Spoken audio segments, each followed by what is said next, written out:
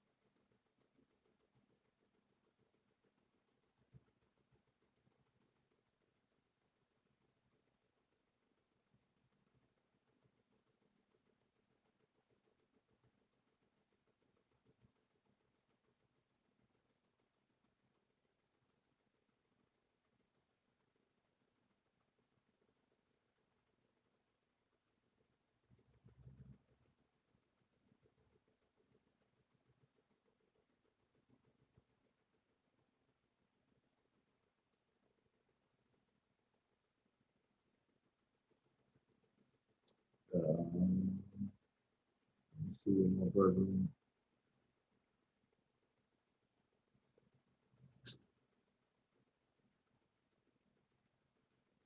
Oh, sure. All right, I see the thing. It say you waiting. All right, I'm click you in right now. Huh?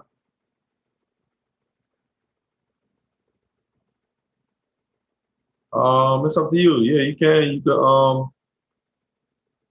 You could send it to your email and just click it in your email. Click the link in your email and open it up on a laptop. All right. All right.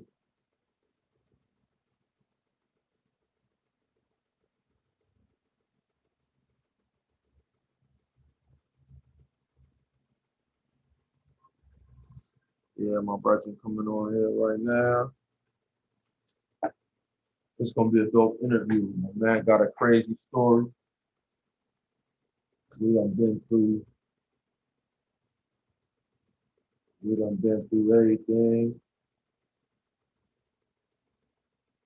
Story is crazy.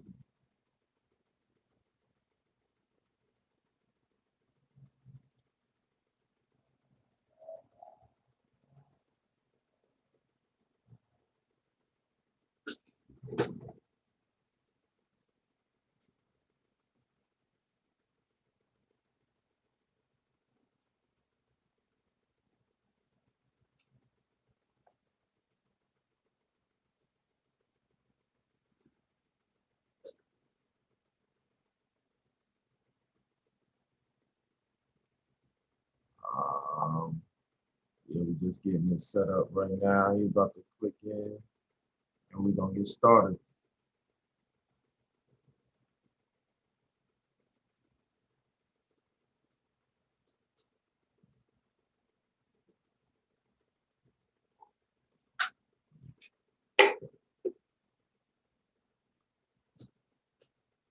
That better? Yeah, I think that's better. Second camera set up, so that might be. That's better.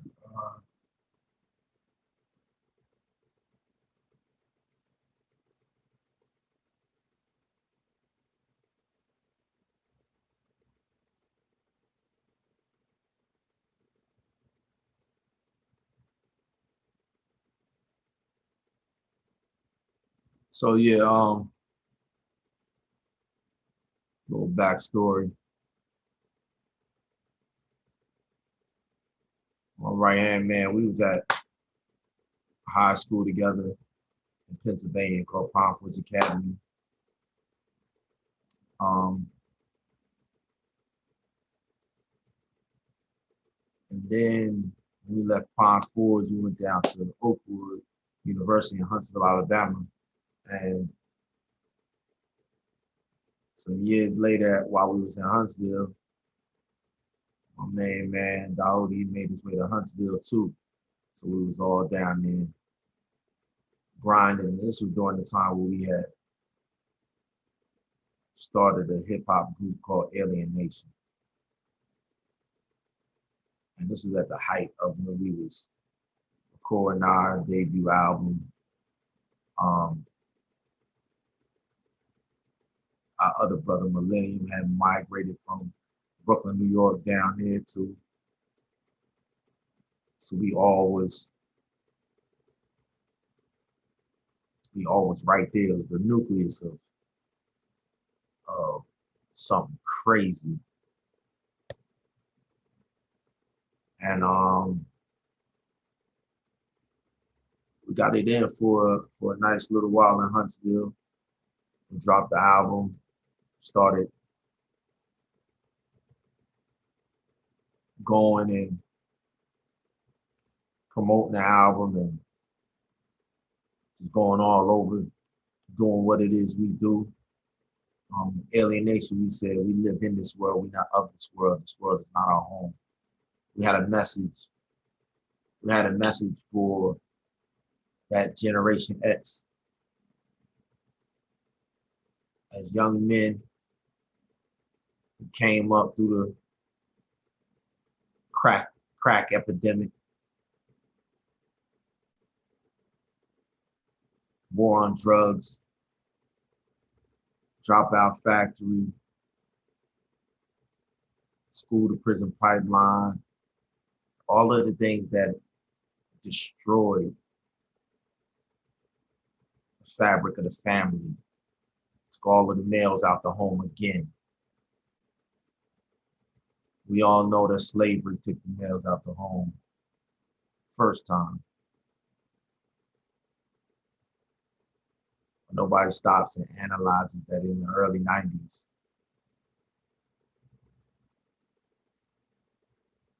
That crack epidemic took the men out the home again. We got 2 generations after Generation X. We was a generation that the attack initially happened on.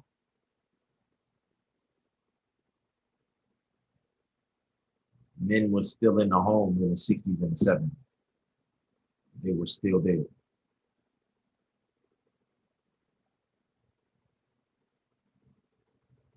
All right. There he is. There he is. You in? You hear me? Hold on. I don't hear you yet. Hold on. You can hear me? Yeah, we good now. We good. We good. So all my people watching this, my brother, my brethren, my king. Thank you. Vibez all day. What's up, brethren? What's up, family? I'm good. And you? Born good, baby. Yeah. Born good. I was born good, great, amazing. Yeah. You know what I mean? So we're gonna have to give him a little backdrop. We're gonna have to go a little back a little bit. I'm gonna let you tell the story how we linked up, where we linked up at. But give them a little backdrop. You know what I'm saying? Because I mean, when we get to talking, they're gonna understand that we brothers heavy. But I want to kind of let them know how that happened and where that happened at. So tell the people where we first linked up at. Well, that's a long story, but we got nothing but time, right? We ain't rushing nowhere. We ain't rushing nowhere. But yeah, so it's my big brother right here, man. This is my you don't need no introduction, but I gotta give you one too. You know, that's my big brother. You know, that's my OG, Damon Leggett. You know, we met at Palm Forge Academy. All my Palm Forgians, you know what time it is. No doubt. This dude is hitting up my phone, but don't worry, I'm still build with y'all. I'm gonna text this dude. Hold on. No doubt, no doubt. Yeah, so Palm Forge, man. Palm Forge is where we actually became acquainted. No doubt. And we brethren, you know, we had a crew called Brethren. Yeah. And I was Little Dave. I was the youngest when I got there. You know, I was a freshman when I got to Palm Forge, and you was a junior. Yes, sir. Yes, sir. And our mutual brother, who was my cousin, was in Palm Forge before me. No doubt. His name is Daniel. Daniel was in Palm Forge a year before I was, so he put in the legwork, the groundwork. You know, You know what's crazy, yo? You know what's crazy? Because I had an older sister, Terry. I don't know if you're familiar with my sister, Terry. But she did the same. She did the same thing. She groomed me. She was at Palm Forge for 3 years before I got up there. So, like, all of the stories, all of the basketball games, all of everything, like, she had me so amped, so hyped. So when I finally got there, she was a senior and I was a freshman. So I know exactly what you mean when you say Dan was already up there and then you get up there. I know he had you amped to death to get up there, son. Yeah. Daniel was my gateway, you know. Daniel went through the pain, the suffering first. Like not knowing anybody, not having any friends, you know, like having to meet people and make friends. Yeah. So Daniel was the one that actually made it a smooth sailing. He actually made me want to go there. Yeah, he broke the ice, yo. When he went, because he's 1 year older than me. So when he went to Palm Forge, he didn't want to go. It was like him going away. We was leaving New York, you know, Pennsylvania. We like, man, we won't go to Pennsylvania. We in New York, you know. So he went through the growing pains and he made some good friends that we call brethren till this day. Yes, sir. And then when I came, you know, Daniel's brethren automatically was my brethren. Yeah. So, you know, I ain't have to make friends. It was like Daniel's friends was my friends. So it was like I was already going there. It wasn't even like I was a freshman. I was like, you know, I was like a senior freshman. All day. Just because of the ranks. Because of who I was hanging with. Like you, and Keith and Craig Morgan, we was and Lawrence Brown, Chris Duncan, no doubt. Who else was there? Andre McDonald. Yes, sir. That was the original core brethren to me, you know, that I remember that from when I came. No doubt. You, Luch, Craig, Daniel, Andre, Kimmy, matter of fact. Kim Dog. Kimmy too. But, you know, I didn't think of Kimmy because Kimmy was a freshman like me. And Kimmy had to be like me too. Because he was Luch's little brother, you know. So I was Daniel's little brother. And he was Luch's little brother. Identical. It was identical. Yeah. So, and you know, Luch was older. So, you know, yeah. And that was one of the greatest experiences I ever had in my life for school, period. In my life. Like, I'm not even going to hold you. And I didn't even stay a whole year. Yeah, I know. Kicked out like 6 months later. Yo, let me explain this to y'all. So listen, this was early 90s, y'all. So we made a relationship for life off of 6 months in the early 90s. Literally. We made a relationship for life. I'm gonna say that again. We made a relationship for life off of 6 months in the early 90s. That's gonna last a lifetime. That's what brethren mean. That's what that means. Like, I don't even know how to put it in words, yo. I don't even know how to looked at it like that. Yo, son, never even saw it like that. Son, 6 months in the early 90s. Yeah. Yeah, 91. Where The year was 91. The year was 91, 92. 91, that was the year, 91, 92, yo. Yeah. And like my man said, he got kicked out like 6 months into the school year. He didn't come back, right? He ain't come back and graduate. We graduated the next year, but I came back to visit. Came back to visit. Yeah. But I never went back to school though. He never went back to Pine Forge Academy is what I'm saying. You know what I'm saying? But I'm just telling y'all how when we say for life, when we say brethren, it's on a whole nother level. Like I can't even, we got a phrase that we say, well, when we say brethren promise, right? Brethren promise is I never known a brethren to ever lie on a brethren promise. Like if we say a brethren promise, like, yo, son, brethren promise, I ain't do it, yo. I don't care what nobody say. I don't care who it is. It could be the Pope. If my man say, yo, brethren promise, I ain't do it, son. Yo, he ain't do it. Period. Like I've never known a brethren to say brethren promise and speak anything other than the truth. Never in 30 plus years, yo. Yeah, and that's what I plan on doing on this live with you. Brethren promise. Keeping it brethren promise. All right, so the next chapter is we go to this college in Alabama called Oakwood, right? So we got this. Now we all play ball. Like first of all, we all hoop. That's our number one claim to fame. My man from Queens, I'm from Trenton, my other man from Brooklyn. We all from up north, northeast, but we all hoop. But we get down to Oakwood and we start this hip hop group called Alien Nation. And what year did you come to Oakwood, brethren?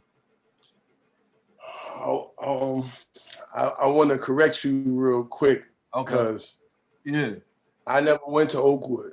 No, I'm just saying you came down. You was down there during. I was in Huntsville. That's what I meant. That's what I meant.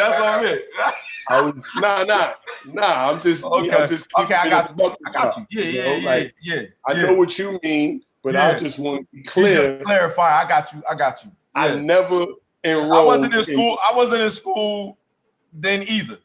I only went for 2 years. Enrolled. I've never enrolled at all whatsoever in Oakwood Academy. I got you. You was just there because my brethren was there and I wanted to get out of New York. I got you. Tired of being in New York. Word. And I kept in touch with you and No doubt. All through high school, no doubt. And then I went to college. Yeah. And then, I was New York was, it was getting too hectic for me. It was making me angry. It was making me into somebody that I didn't want to be. I didn't want to be mad, flipping, wailing out. Dope. I felt like I needed to get away from there. Dope. Yeah, so that's what brought me to Huntsville. And that's a perfect segue to Alien Nation because like Millennium came down on the same tip too. Like New York was just getting too much. And at this time, I was saying earlier, like, I don't know if people really realize, but we was the ones who lived through that crack epidemic, that school to prison pipeline. You know what I'm saying? We lived through all of that. You know what I'm saying? Where they was hustling. You know what I'm saying? Hustling on the street, like open air crack, like The Wire and all of that. That was our real life. You know what I'm saying? So that was the neighborhoods that we came up in. So for all of us to get down to one spot, looking to avoid falling into them traps. You know what I'm saying? I think that was a big move in all of our lives. That period right there, that little 95 through 2000, every last one of us I saw going through inventory and trying to figure out like, yo, I'm not about to let these streets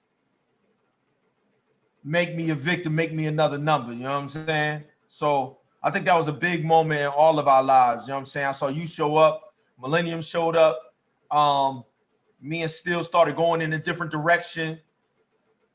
So I don't know if you want to add to what you was saying. Craig Morgan, by the way, you know. Yeah, for all of y'all. Craig Morgan is stillborn. Yeah. Yeah, that's who that is. You know, everybody might not know who is who. Right. So I'm just being clear so that y'all can get it. Because, you know, I have people that don't know you that's probably listening.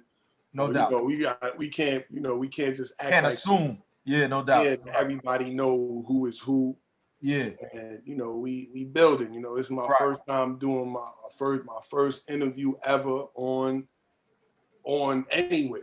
Yeah. This is my first interview. You know, and I wouldn't want it to be anybody but you. Word. I'd rather be you than anybody. Word. You know, because I've been seeing you going in on your live.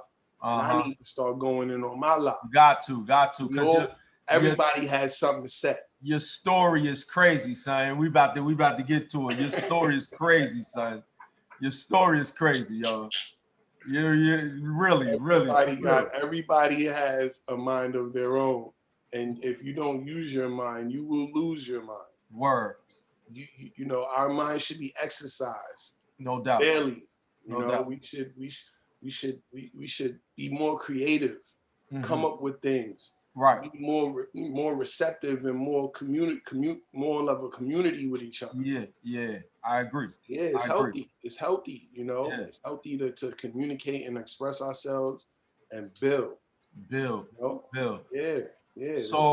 So you got into DJing, but was that period in Huntsville, was that the beginning of your journey from us dibbling and dabbling in hip hop and recording and doing that first album to you ending up DJing and spinning as a profession? Like, is that how we got here?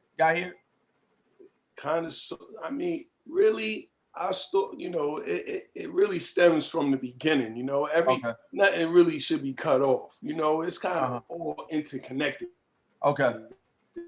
Really do the knowledge, you know. Okay. Like me, you know, my love for music, my just being so in love with listening to good music and the music that I came up with and that made me feel good, and that was an outlet for me.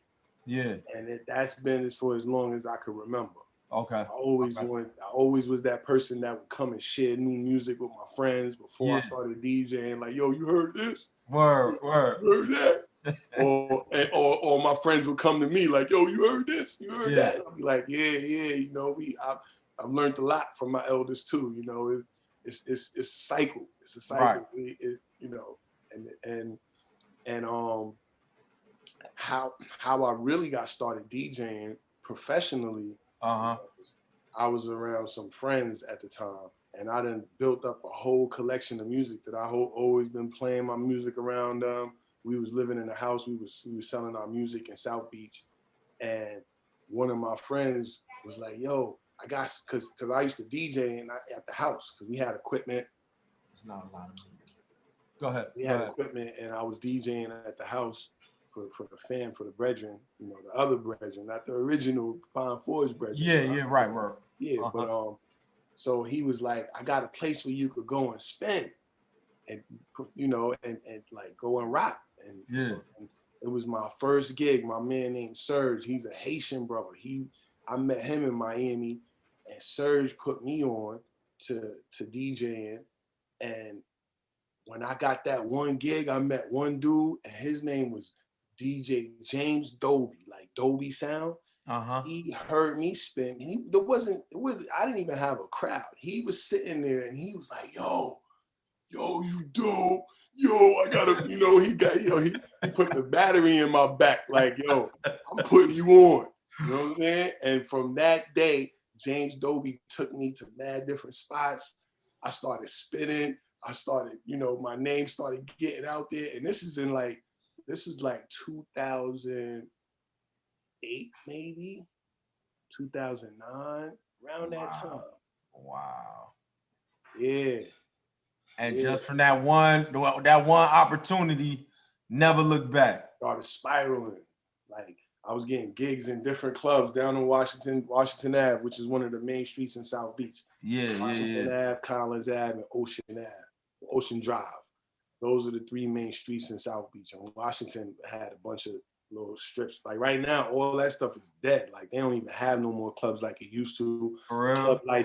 The club life been fading away before all of this even stuff. Before Corona? Yeah, even before all this stuff had to take place, it was like it's been dying down. And so Miami ain't popping like it used to. Nah, it's not popping like it used to, but it still pops because of the beach. Yeah. Like that ocean is right there. Yeah, no doubt. Those palm trees are right there. Yeah, people gonna still keep coming. It's still gonna be a blessed place to be and go. Right. And renew yourself, refresh yourself. Yeah. So, and just in different ways, it's just shifting in different ways. It's not as lit supposedly as with the hype and all that, but it still happens though. It's magic. So where do you spin at now? Are you spinning live now, or because of Corona is kind of dead right now? Yeah. Things. Well, where I worked at in South Beach is called Voodoo. Like I'm a resident DJ at this restaurant and bar. It's called Voodoo. It's right on Ocean Drive, 928 Ocean Drive. That's the address. But I'm not there right now because I took a voyage. Just like I took a voyage from New York to Huntsville. I took a voyage. I took a voyage from Miami to Texas, and that's where I'm at right now. I'm in a town called Allen, Texas. I ain't even tell nobody. I just picked up and left. Bounce. Yeah, and I'm getting gigs out here now. And I'm actually about to spin tomorrow.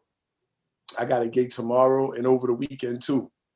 So I'm DJing out here now too. Yeah, I'm spinning it. I got some gigs lined up out here, so I'm fresh out here. I'm brand new. Just sit it on the side. Just fresh energy. Word. Dope. Yeah. Hey, Texas. That's what let me ask you a question for these people. This is something. Before you got on, you had a clique down in Miami, and y'all was grinding, selling CDs.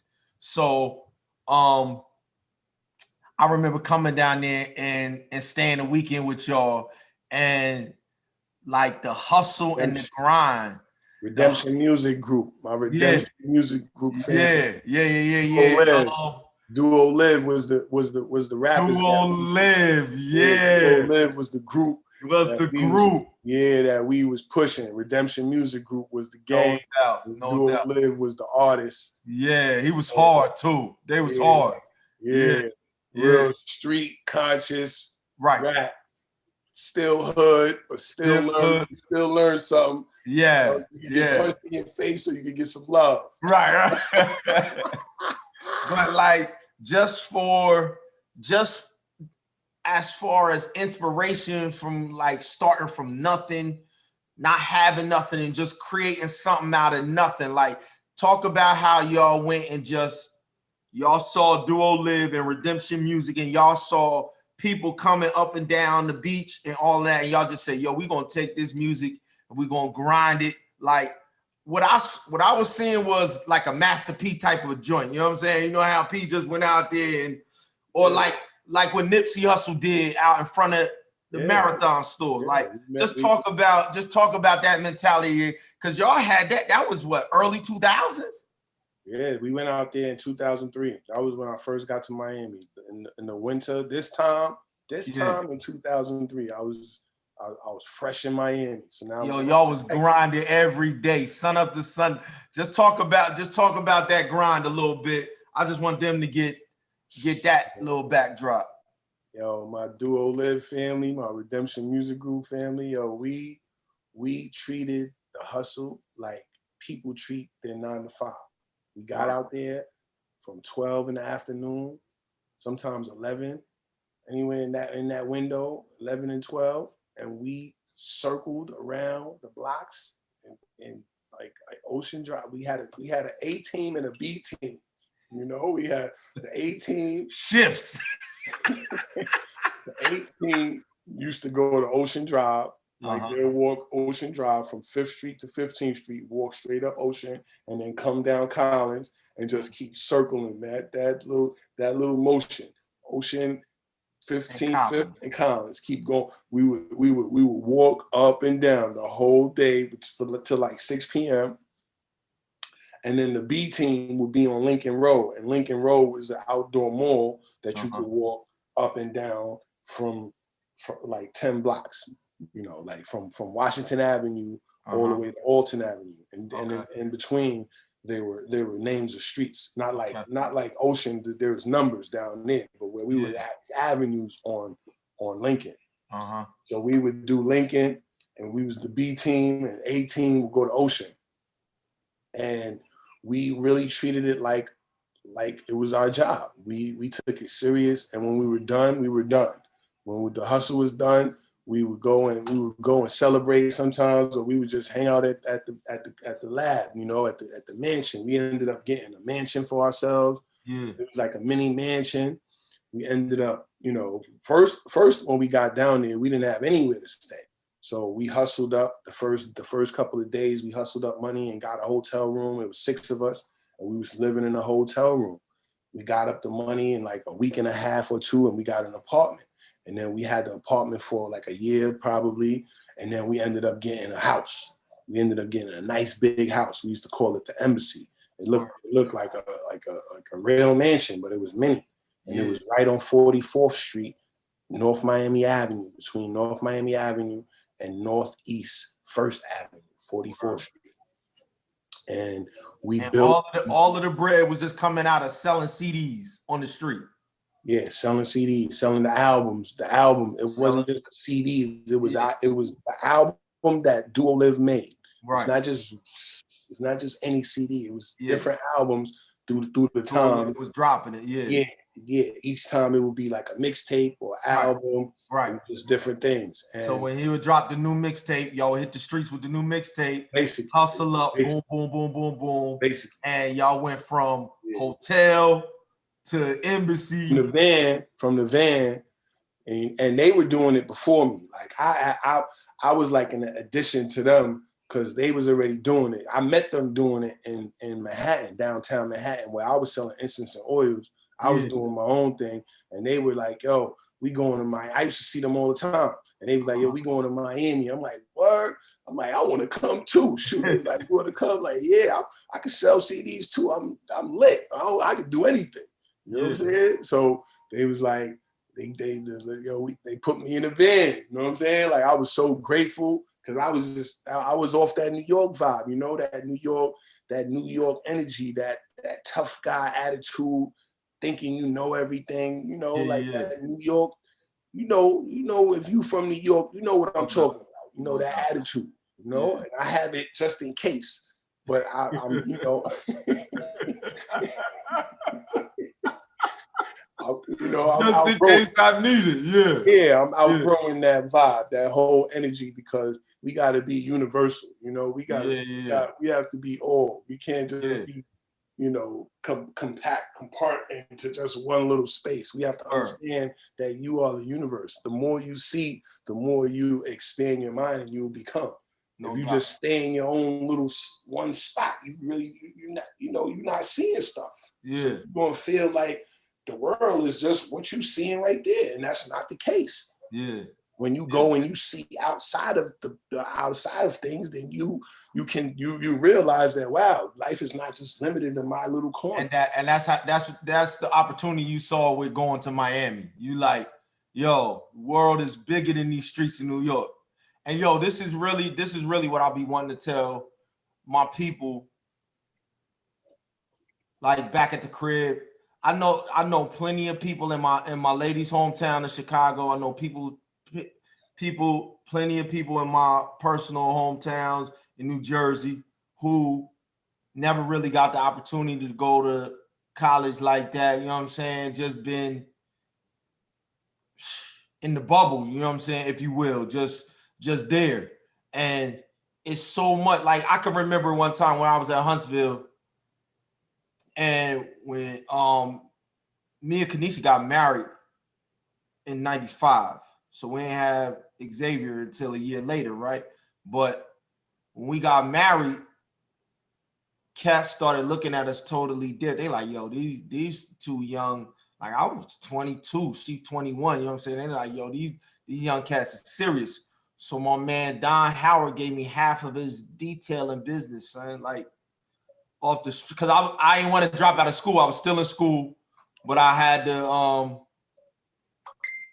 I was working at UPS overnight, you know what I'm saying? So the man just, he off the strength, son, he came and gave me, he was detailing all of the cars of the faculty members up at Oakwood. You know what I'm saying? Like he was working in the transportation department, but his side hustle was he had started a car detailing business, and he was doing the English teachers at the English thing, go down to the religion department, the science. So he had like every day he had clients, you know what I'm saying? Man, if he had 200 clients, he just took the book, cut it in half, gave me 100, he kept 100, put me on, you know what I'm saying? And what I was saying was, I saw what Don did for me, just like how you was looking at them CDs. Like these opportunities don't necessarily just fall in your lap when you at the crib, but when you step out of that little zone and you know what I'm saying, you try and reach for bigger and better, you know what I'm saying? You try and stretch yourself. The Most High rewards you, son. The Most High rewards you with that. The elders with other brethren who, you know what I'm saying, like Don became a future brethren, you know what I'm saying, not necessarily in our crew, but he was treating us just like, you know what I'm saying, we was treating each other, you feel me? So I remember Don. Yeah, you gotta take them type of steps though, and if you do, you know what I'm saying, if you willing to step out, if you willing not to continue just being a knucklehead, not to fall for just being a tough guy or whatever, because I think that's what a lot of gets a lot of our brothers and sisters who come from where we are trapped is that's all we see, that's all we know, you know what I'm saying? So it's easy just to do that. You know what I'm saying? It's easy to, it's easy just to settle for that. You know what I'm saying? So that was dope that you just like, yo, I'm going, son. And then when I came and I saw y'all making it happen on my son, that I'm telling you, that was one of the dopest things, like inspirational wise. When I left there, I'm like, yo, son, you can't give yourself no excuse, son. You can't make no. These dudes is hitting the beach every day off of they right hand man going in and making an album, and they believe so much in what he putting out and his talent and all of that, they making they hustle off of the income from selling the CDs alone, son. I'm like, yo, bro, I can't tell you how many times that has inspired me with working with these young people. You know what I'm saying? Like my thing is trying to break the negative cycles using like athletics and recreation to put resources in shorties' lives to do the same type of thing, you know what I'm saying? But around talent that they already have, you know what I'm saying, football and basketball, and then just getting the resources, you know what I'm saying? But it's many a day where I referred back to going down there with y'all, and I'm like, son, I'm not gonna let nobody tell me no, son. I'm not gonna take no, son. These cats every day got up and bubbled, yo. I'm not taking no, son. So salute, son, salute. That was crazy. We started a revolution with that. That Yeah. was like, we really, like, anybody who was in South Beach around those years between 2003 and 2000, I know y'all had to inspire crazy. 2008. Yeah, we was going ham. Like we hollered at celebrities, and nobody was safe. Everybody was. Word. We wanted to holler at, we didn't care who you was, how much money you had or didn't eat. We holler at people that might have looked like a bum, and then they'll pull out a lot of money like, Word. you wouldn't even know. You be thinking they ain't even have, because sometimes I would do it jokingly, like thinking out there, I might not make a sale. Yeah. You know, because the more no's you get, the more somebody's gonna tell you yes. Tell you yes, yeah. Eventually, you get so many no's. The no's eventually will turn into a yes. Word. So, you know, I was, you know, we done celebrities. I got a whole bunch of stories, a whole bunch of people that you probably know who they are because they make music, and we pressed them like we pressed the average Joe. Yeah. You know, we wanted to know why you didn't want to buy. Why not? You're not just gonna tell me no, huh? Why not? Why you not gonna get it? Yeah, you know, we independent. We started our own business. That was the spiel. That was the pitch. Yeah, we out here. We trying to do something for ourselves, and people felt that, and they supported that just off of that strength of how we was firm, and they would tell us no, but we would do it in a certain amount of time in the hours, and we would just keep coming around to the same people. Yeah, so we'd be seeing the same people again, and they would be like, all right, man. All right, man. They'd be like, all right, man. You're not gonna stop asking me until I get one. You're not gonna stop asking me until I get one. Yo, son, that's the secret, yo. That's the secret. If people could take anything away, yo, I'm telling you, when I watched the tenacity of my brother Daudi and his brethren, yo, I'm telling you, I was inspired to take my game to a whole nother level, yo. I promise you, son. And it was crazy to watch, yo. It was crazy to watch, yo. Yo, you ended up having a son down there. Let's segue in the fatherhood. Let's segue into some of that type of stuff. So man. Yeah. So, you know, eventually, you know, we do what men do, you know. Men love women, you know. So I met a female, you know, she was a good girl. You know, we was friends, you know, we was cool, and we brought forth a life, you know. We brought forth my son, his name is Kadir, and I was there when he was conceived, you know. It happened in a birthing center. We didn't do the hospital thing. We went to the birthing center with the natural birth. I got you. Like, she wanted to have a water birth. Wow. But the reason she couldn't have the water birth because when my son was born was Hurricane Wilma was going on. So like it was in the middle of that Hurricane Wilma, and the electricity cut off. Wow. Like it got real bad. Like so she couldn't have the water birth because the water wasn't heated. It was too cold for her to get in the water and give birth to him in the water like a natural water birth, like because it should be at least room temperature. You know, but this was in October, around this time, October 25th. Word. October 25th, 2005. Word. My son is 15. He turned 15 years old, October 25th. And sure enough, you know, like it was a bad hurricane right in the middle of her having labor. That's crazy. Yeah, the lights went off. They had to use the emergency lights.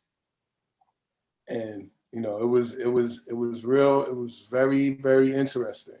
It was very interesting. Now that I'm even thinking back, like, wow, like, you know, and this is a natural birth. It wasn't in a hospital. So she as soon as she gave birth, she had to get up out of there. Like there was other women that were giving birth, other women that was coming next. So they had to use the room.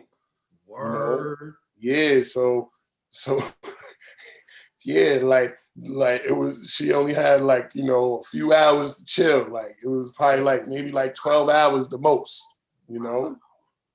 Yeah, so, you know, and we driving home with my son, and it looks like the end of the world. Like you see all the trees on the floor, people walking around, because, you know, the electricity was out for like 2 weeks after that, where I live. Like 2 weeks we ain't have no electricity. Bro. Facts. 14 days in my house where I lived at, we didn't have no electricity. We had to wait. She had just 14 given days. birth, yo. We had to wait 14 days. Other people had their electricity started going sooner, but yeah. Yo, God was good. She ain't had no complications, no nothing, yo. That was a blessing, bro. Yeah. So you got a 15-year-old seed. Yeah, a son. I got two daughters too.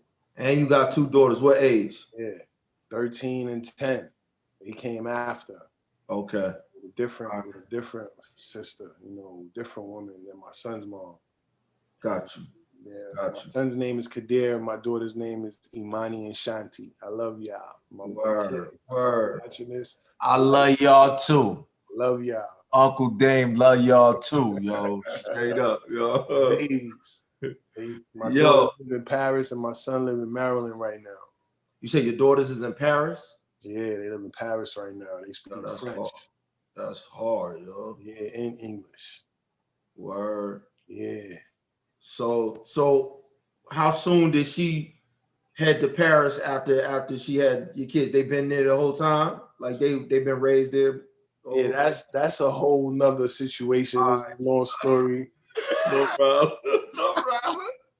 No problem. I mean, you know, I'm just getting the overall gist of the story. I'm about to spin off onto the times that we live in and your perspective about. Ain't nothing wrong with that. Ain't nothing wrong. I told you can ask anything you wanted to ask. It's all love. I appreciate it. You know, I'm grateful. Word. So you got both sides like me. You got boys and girls. So in the times that we living in, you know what I'm saying? So let's just get into the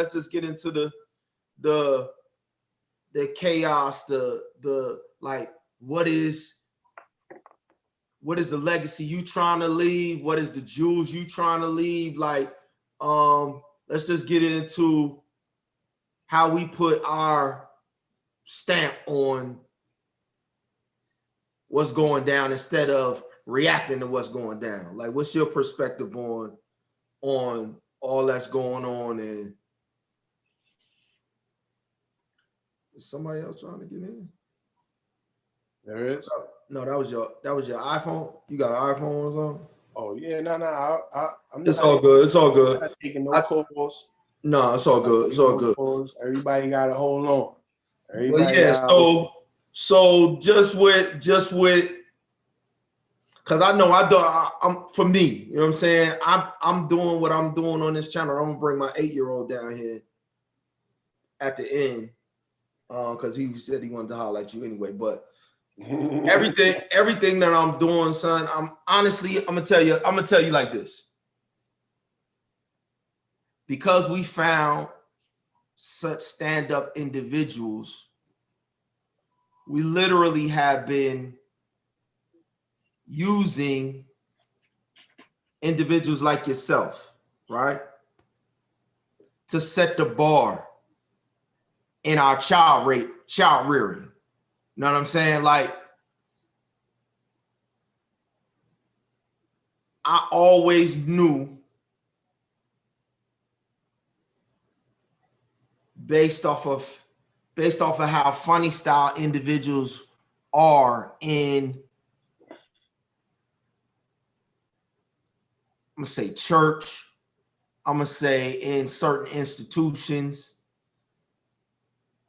but inside, as we went through those institutions, we always found real stand-up individuals that we could count on and depend on. You know what I'm saying? So when we started training up our children, the foundation of our children is the network of the individuals that we put in their lives. You know what I'm saying? Not so much the infrastructure of focusing on Seventh-day Adventist church, Christian church, blah, blah, blah, blah. More on the individuals that we have been able to be counted on. You know what I'm saying? Uncle Still is always there. You know what I'm saying?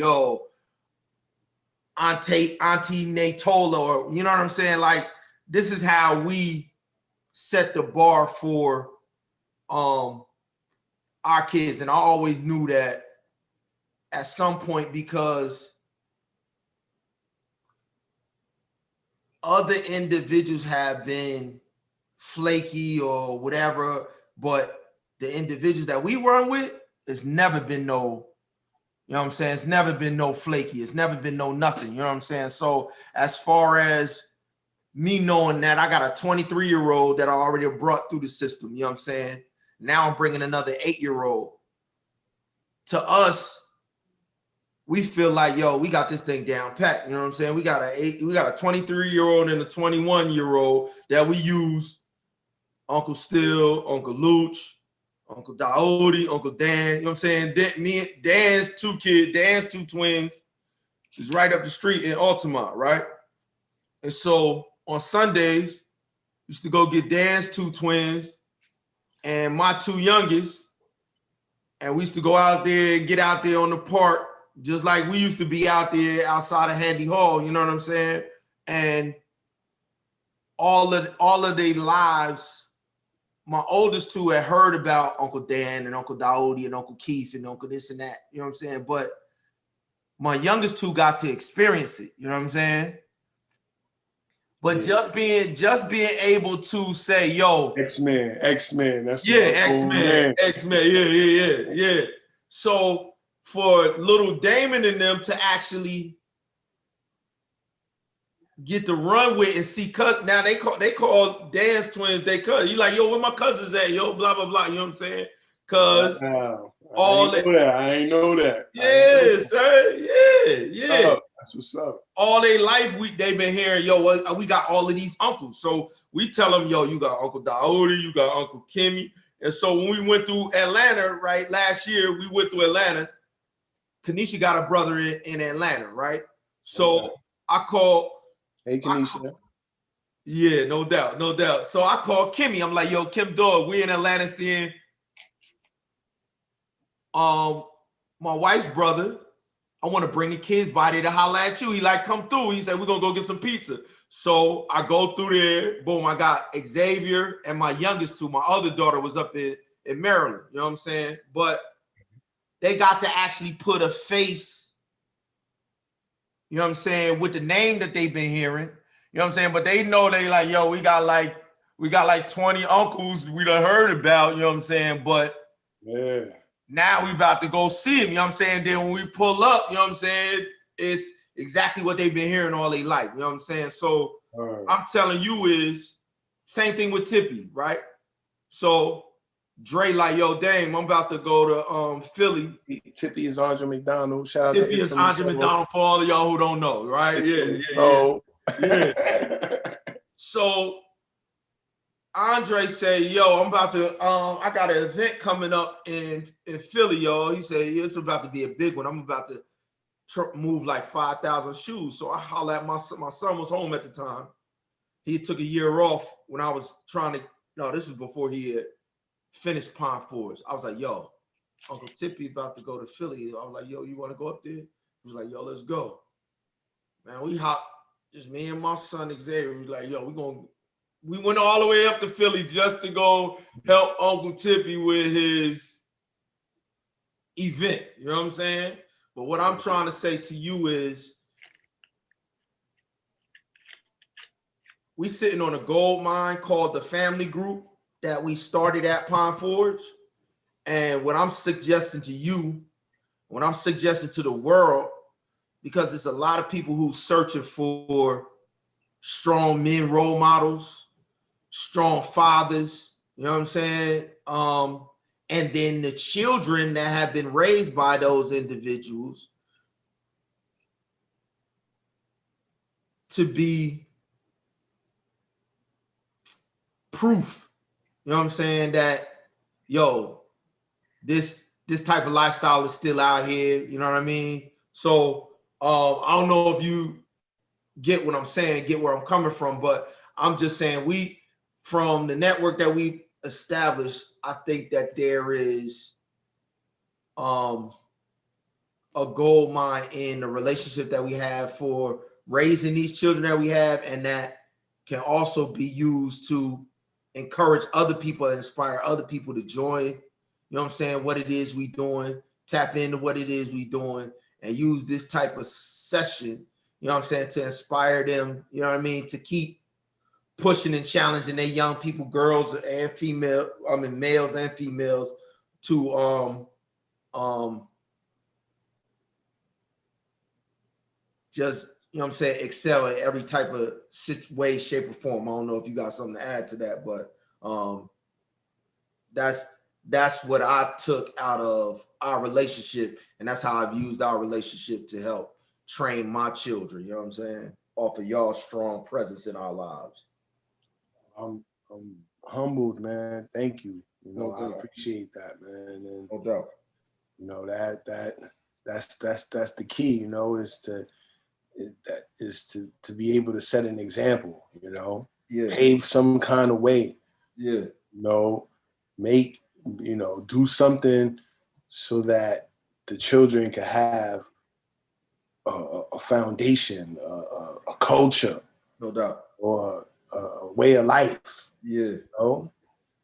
And that, you know, this is how I've grown. And I was always like an outcast. I was always like the black sheep of the family. Like, at least I felt like I was, even though they didn't treat me like I was. Uh-huh. But I felt like I was, because I didn't want to do what everybody else did.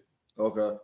When it was time to watch a movie, sometimes I would stay and watch the movie, but most times I would fall asleep if I'm gonna watch the movie.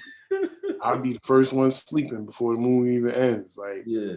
you know, like I could fall asleep in a party. I don't care how loud the music is. My mom used to throw I'm the parties back same in the way, day. yo. My mom used to throw parties when I was little, and I remember having a house full of people dancing and partying, and that was the first time I ever broke day. Like, I would stay up till it was daylight. Like, I was excited. I was excited, you know, at like 6 years old, like, you know, on the weekends, you know, my mom's at a party. And that's like, so, you know, like when people say things bother them, or the music's too loud, or anything's bothering, like I'm immune to that stuff. I'm immune to being bothered.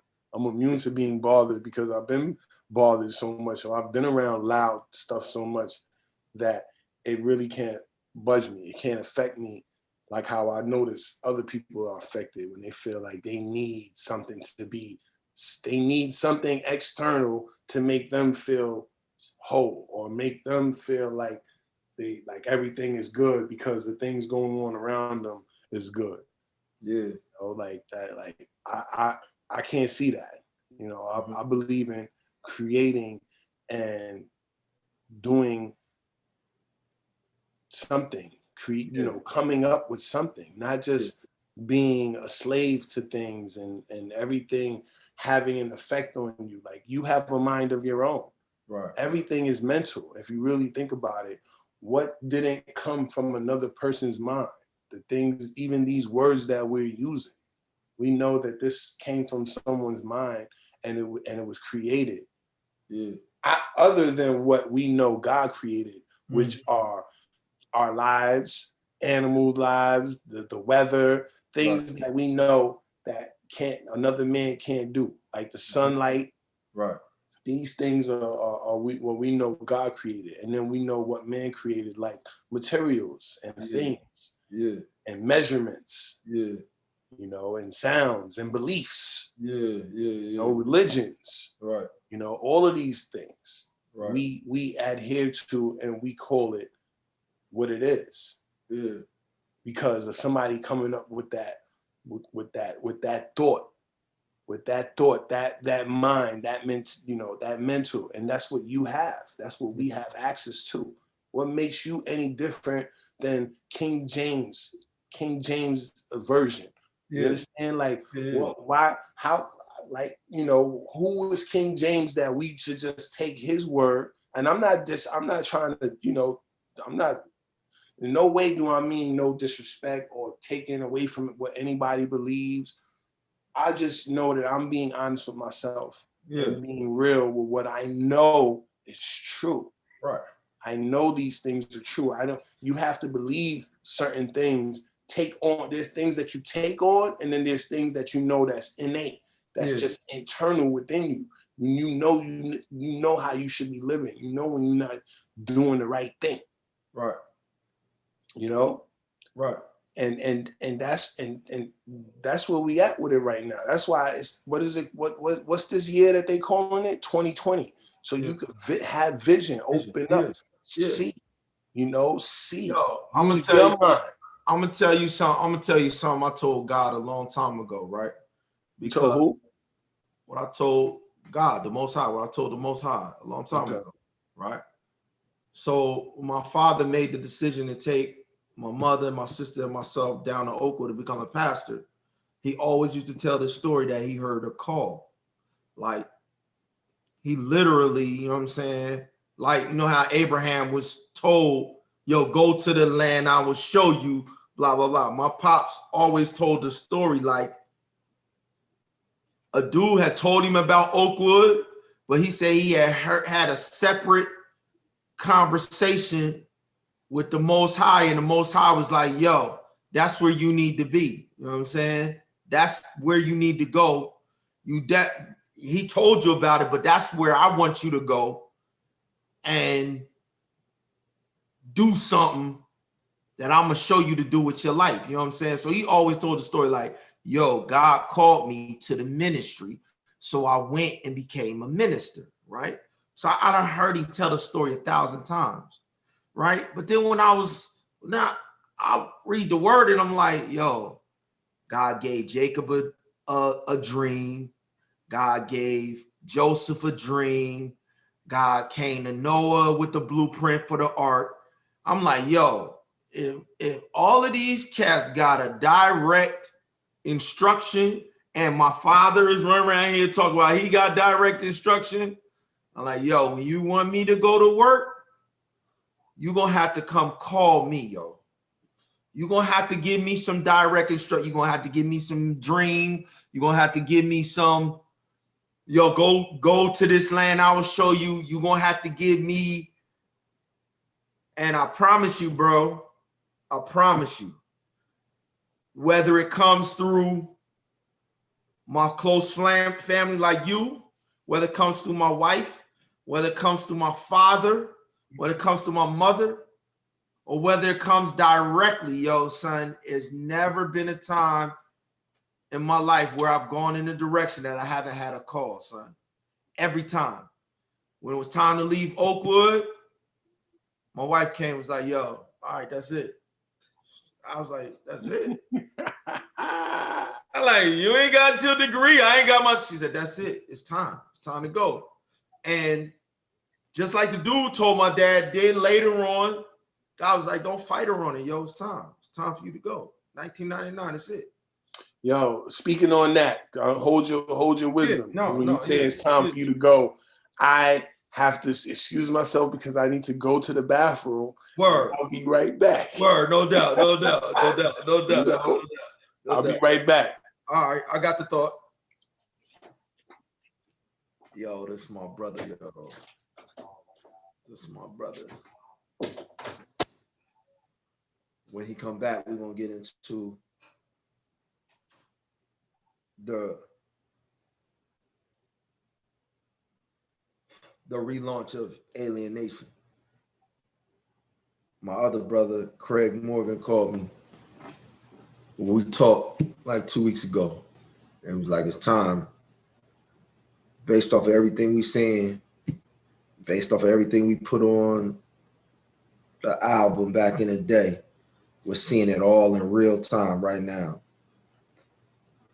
That album that we did, Two Edge Records, as far as I'm concerned, as far as Last Day Prophecy is concerned, as far as final events of Earth's history is concerned, as far as the most concerning text in the word is the warning, which says, be not deceived, because God is going to cut the final pages of Earth's history short. And if he didn't, even the very elect would be deceived. So when we did our album back in the 90s, our focus was on speaking to a Generation X who was steeped in the roots of hip hop, but trying to let them know this world is not our home. Our ultimate home is with the King of Kings. And the whole project and the whole album and this whole crew that you're seeing right here, we dedicated our lives to be the people in our generation, to be the constant reminder that we not thugs, we not criminals, we not none of that.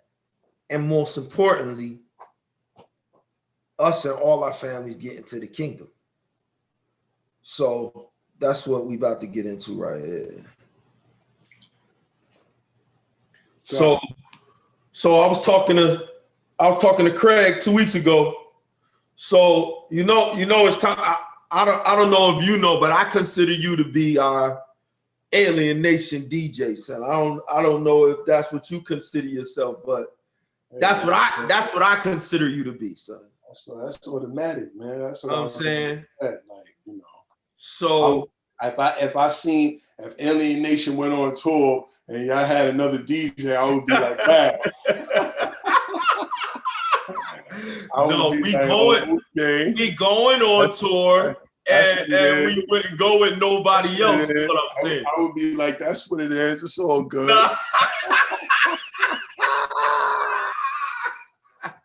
No, that would be utterly disrespectful, son. Utterly. But I'm just telling you, you know the content we was putting on them albums, right? You know. Hold up, I'm gonna play you something real quick. What's this? I'm gonna play y'all something real quick.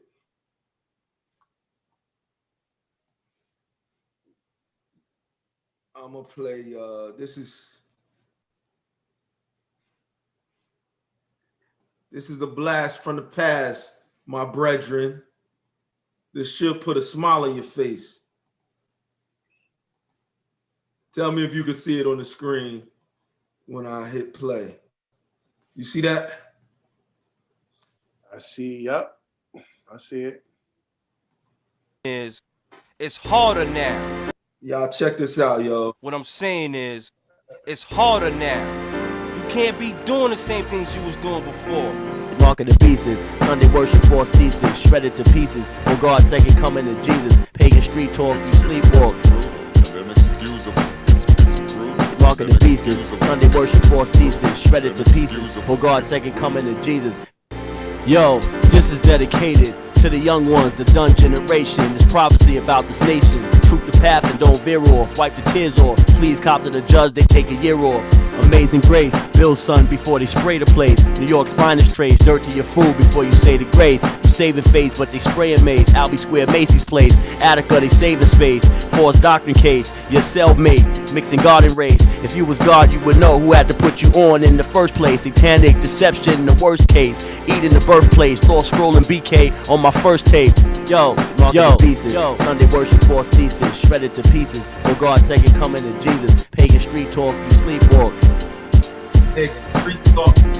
Marking the pieces. Sunday worship false thesis, shredded to pieces. For God's second coming of Jesus. We went from graffiti on trains to snatching chains, guns and aim for street fame, blowing out brains. By the world you were fathered. Some say why bother, whether Howard or Harvard. The dead don't live out their goals, while the walking dead sell out their souls. Contracts for high class contacts. Rap action, come on back home. Welcome to the Jesus Dome, aka the planet we're on. Granted we're on some next list. Black men hustle crack for a Lexus. White men flying coke on their private jets, cuz I know it, cause God showed it. Watch the beast feast on ignorant opponents. Since the Dr. King, Malcolm X execution, wicked men stop shooting. Why they still feuding? When the Bible says the godly will suffer persecution. Peter, Paul, John, Mark, Daniel, Moses, Isaiah, and this MC on your record player. Pieces, Sunday worship false thesis, shredded to pieces. For God's second coming of Jesus. Pagan street talk, you sleepwalk. Marking the pieces, Sunday worship false thesis. It is better to hear the rebuke of the wise than for a man to hear the song of fools. Ecclesiastes chapter 7 verse 5.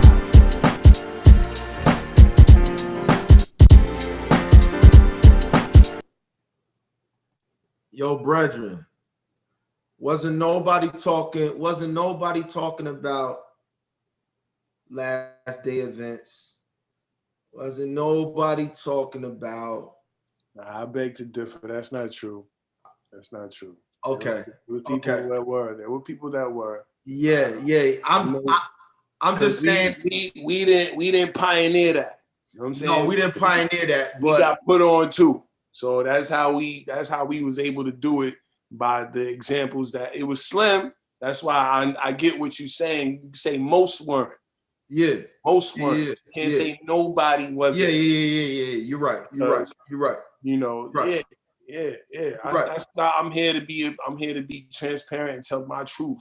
Absolutely. You're right. Not That's what I a think. great correction. Not my personal opinion. Yeah. You know, Yeah. and, you know, I'm gonna call a spade a spade.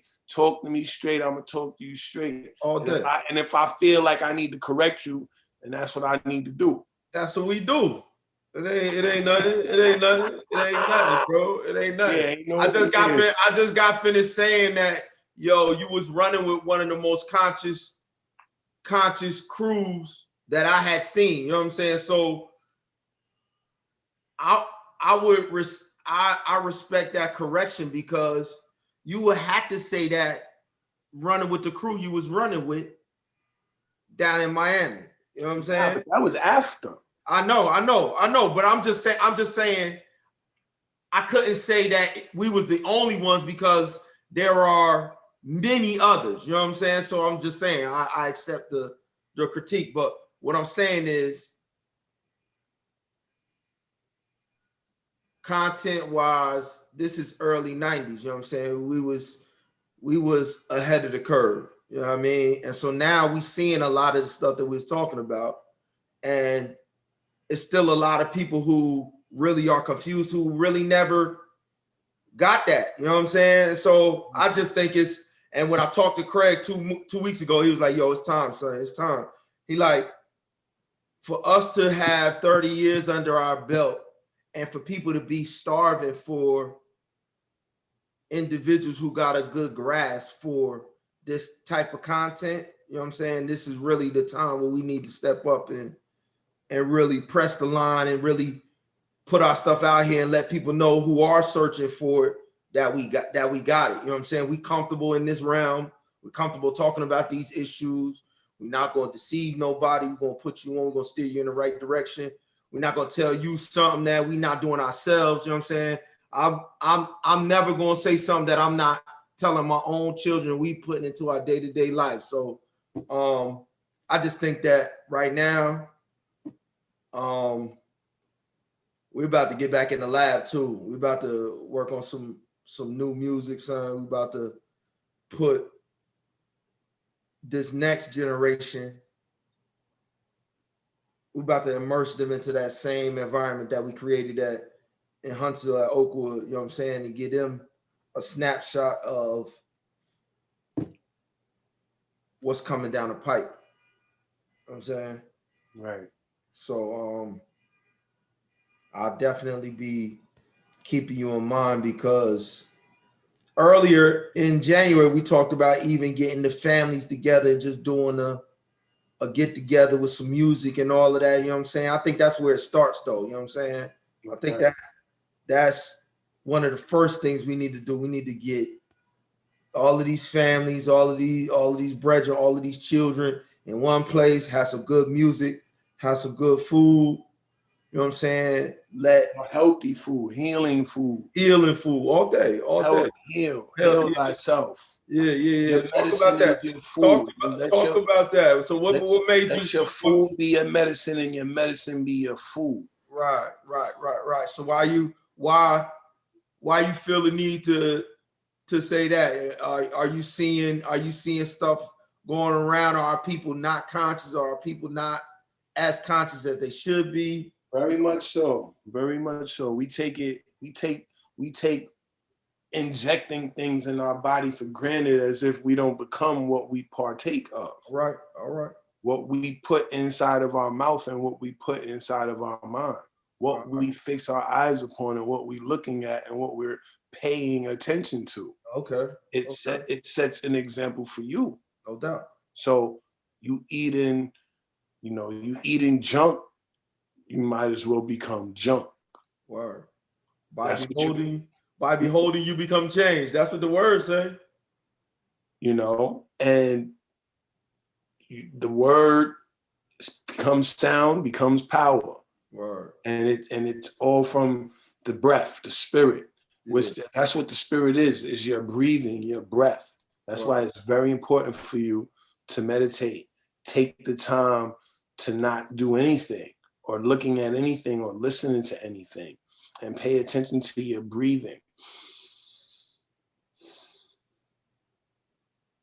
That right there works wonders. It'll change your whole life. And if you really think back, all of those times where you're feeling, like something's bothering you, it happens automatically. You consciously start, like I watched my grandfather, I seen him, eventually taking his breath seriously, like I watched him take his, I wasn't there when he actually passed away, but I saw how valuable your breath is, that you take for granted. Yeah. You don't, and that mask thing, that I'm just keeping it 100 with y'all. You understand? That mask thing is for you to kill yourself. They want you to not say anything. They don't want us to do this type of thing. They want us to be quiet, and they want us to inhale our own and check yourself out. Yeah. You understand? That's another program. Like I said early in the conversation, these are programs that people are running. These are applications, and when you and you make them apply, when you download them, and they become you, like the coronavirus, or like any other belief, idea. No doubt. And this is what I know. This is not what I think. This is not. This is something that, there's a difference between you taking things on as you come along, like your name. These are things that you take on. Your name, you take on your name, you take on a gender, you take on a whole bunch of things. Labels, all type of labels that they give you. Yes. But what I'm talking about was before all of that. Yeah. And that still exists, and that is you, and that is here and now.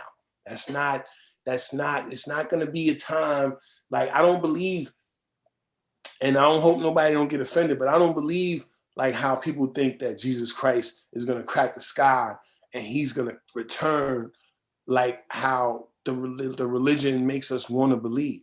I personally believe that when you take on that mindset and you start living like Christ, then Christ is living through you. And then Christ returns through your behavior and your action, not something that is physically going to manifest itself so everybody can see. Because if that was the case, I would hope, I would not think that God would let all of these things take place without him just, he did what he was supposed to do. And he and God lives now. God, like there's nothing new under the sun.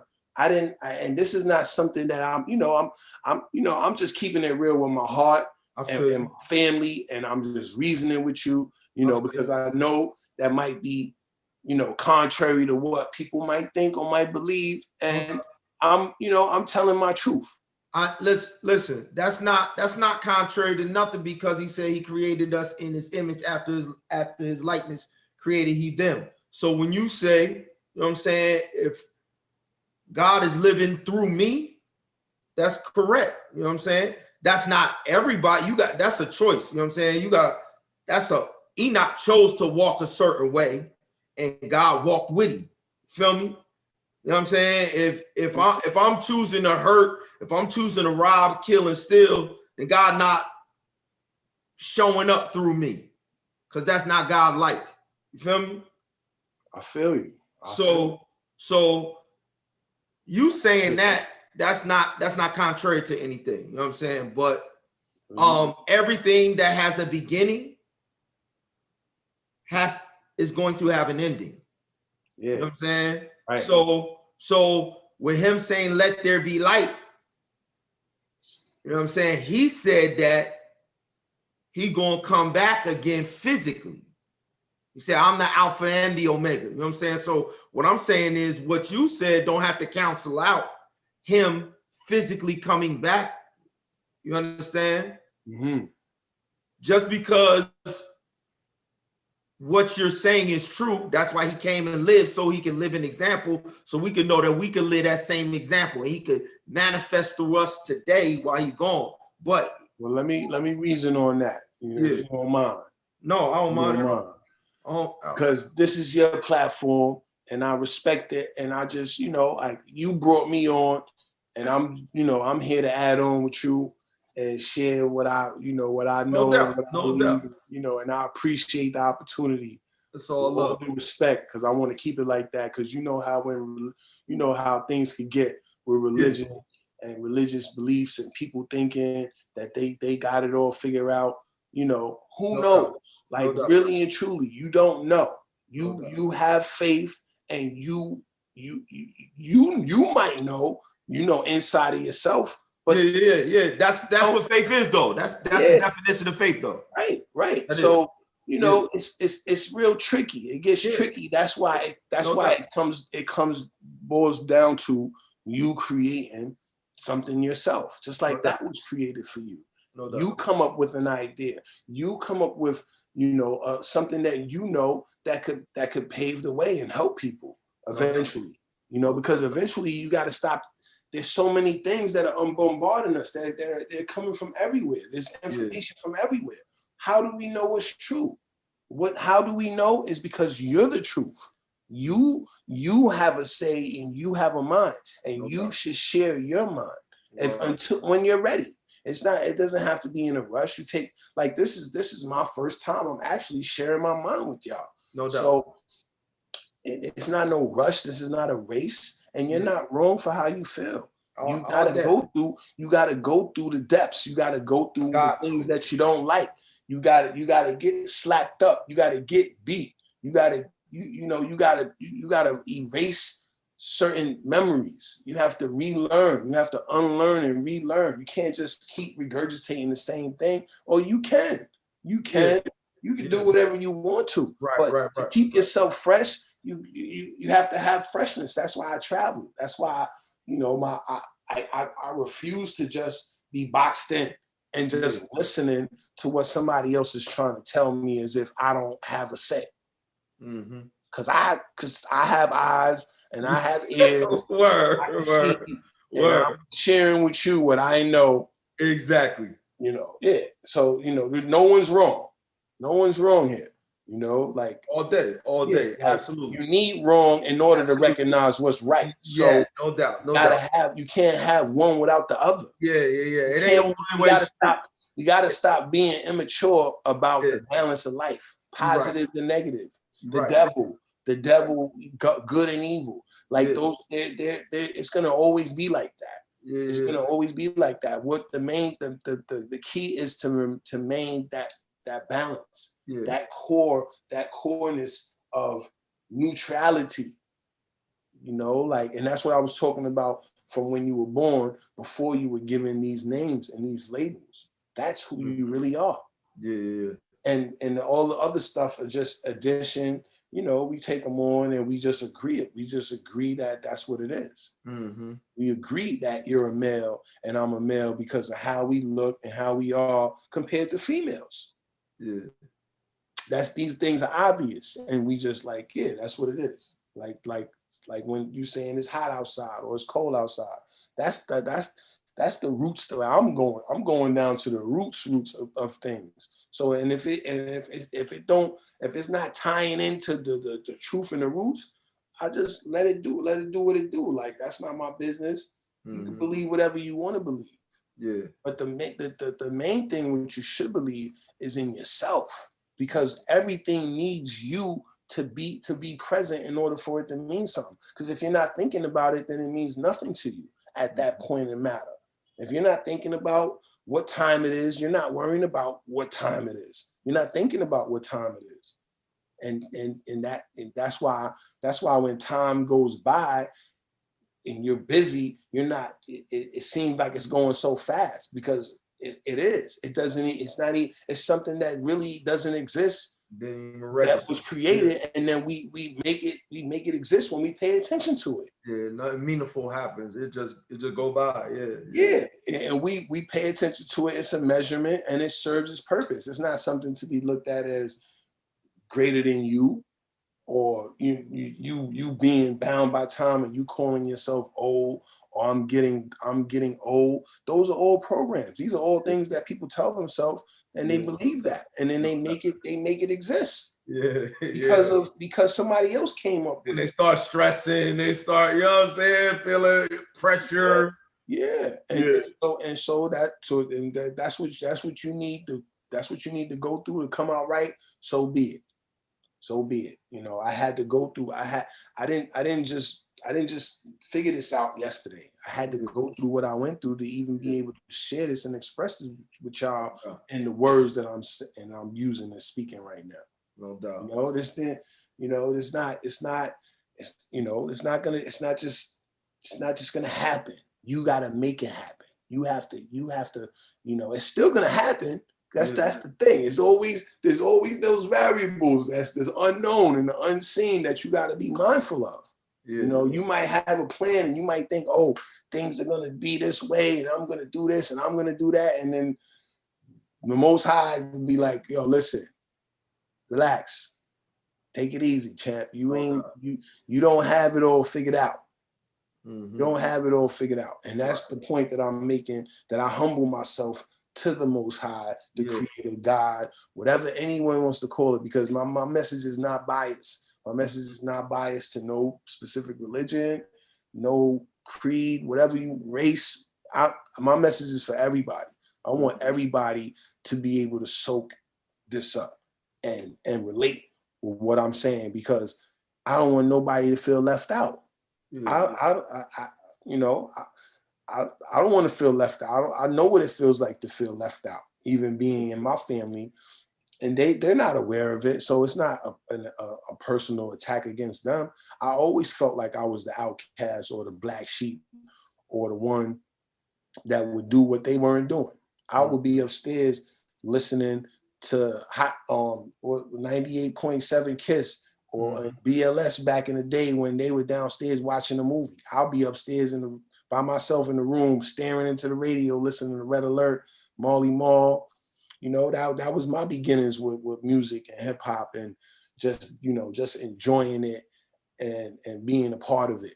You know, Mr. Magic, the Rap Attack, you know, and sometimes on the Sabbath, like I used to get caught, if I would get caught listening to music on the Sabbath, I caught a beating. I wasn't supposed to be doing nothing secular, you know, like the TV, none of that. If it was on, it had to be something with the Bible, something religious. And I appreciate that upbringing. Like I embraced that to the fullest. Like that had me grounded. That was a part of me that I will never give up. Word. You know, and I'm grateful for it. Word. I feel you. I appreciate all my Seventh-day Adventist family, all my Catholic family, all my 5% nation. Yeah. You know, I relate with all of them. And if y'all listening, I rocks with all of y'all. You know what I'm saying? All of y'all is my fam. Like ain't no biased message over here.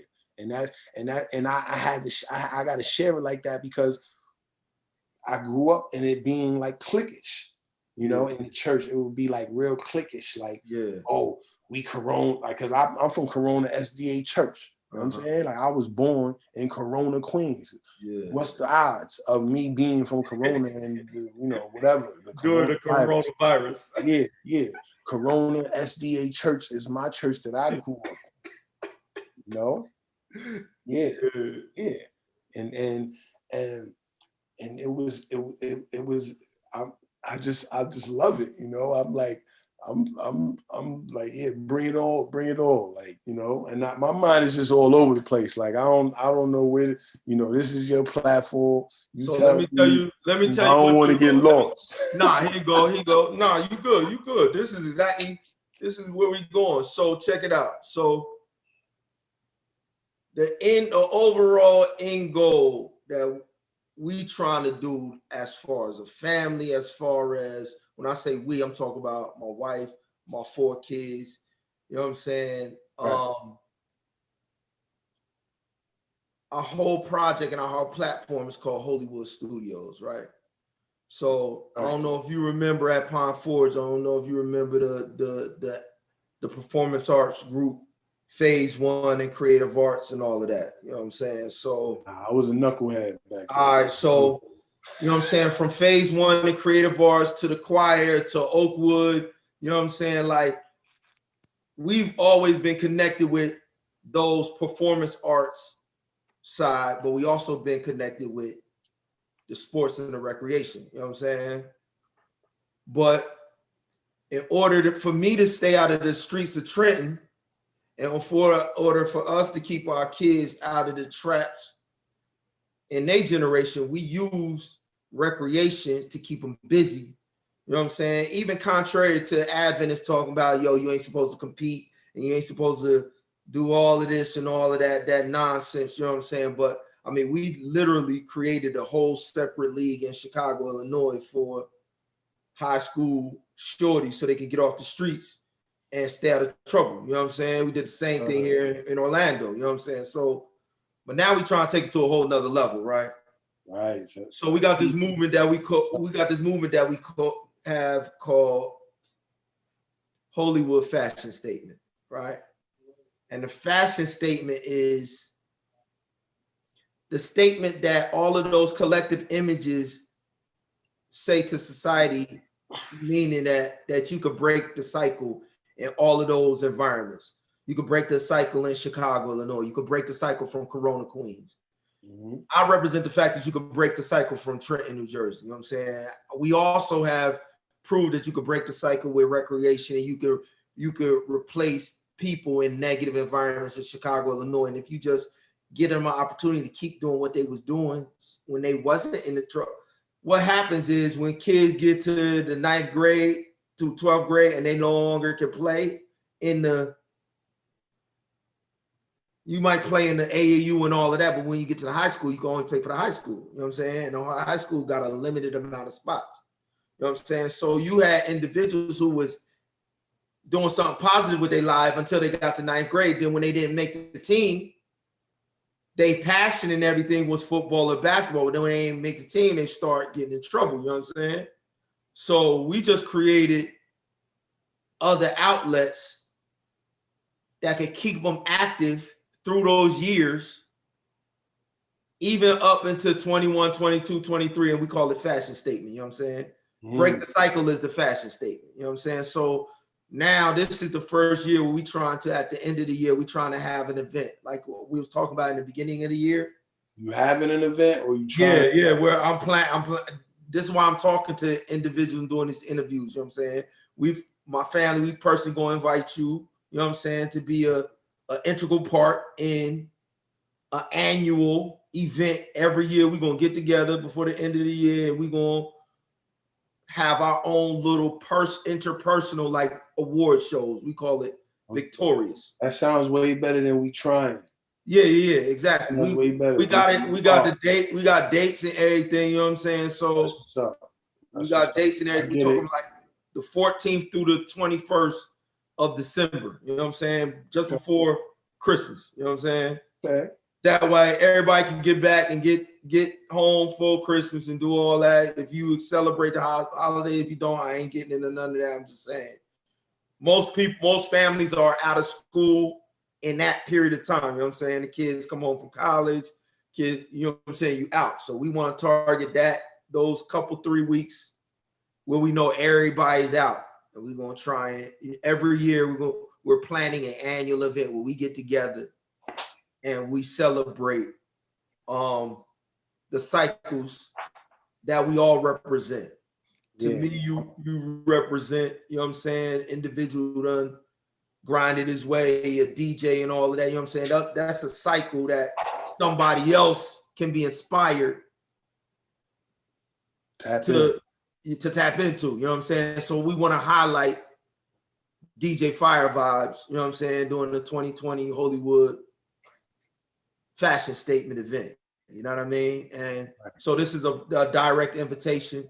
We got a whole planning crew that's going to reach out to you and give you specific dates and all of that. Of course, I'm gonna want you to spin during the joint, you know what I'm saying, or whatever, you know what I'm saying, showcase. But this is what we're trying to do. We're trying to get all of our inspirational family members, brothers and sisters who inspired us to raise children the way we have. And we just think that if we get y'all in a room and we allow other people access to that positivity, we think that a whole lot of people will be inspired. And year after year after year, we believe this event will just get greater and greater and greater, you know what I mean? And turn out to be something dope, you know what I'm saying? So that's the ultimate goal, an annual event where we get in and we celebrate. And if I can't be there physically, I'll be there on the Zoom, however, because you know this new age that we're in, everybody can't always be there present physically, but you could tap in with the phone or you know, virtual, you know, which is, you know, that's a whole nother story with the virtual reality thing. You know what I'm saying? Like that's a whole nother can of worms. But this is the place that we're, you know, this is where we've come to. We've come to this. Yeah. So this is technology and we're using it to our benefit. And you know, we welcome it all. You know, all welcome it all.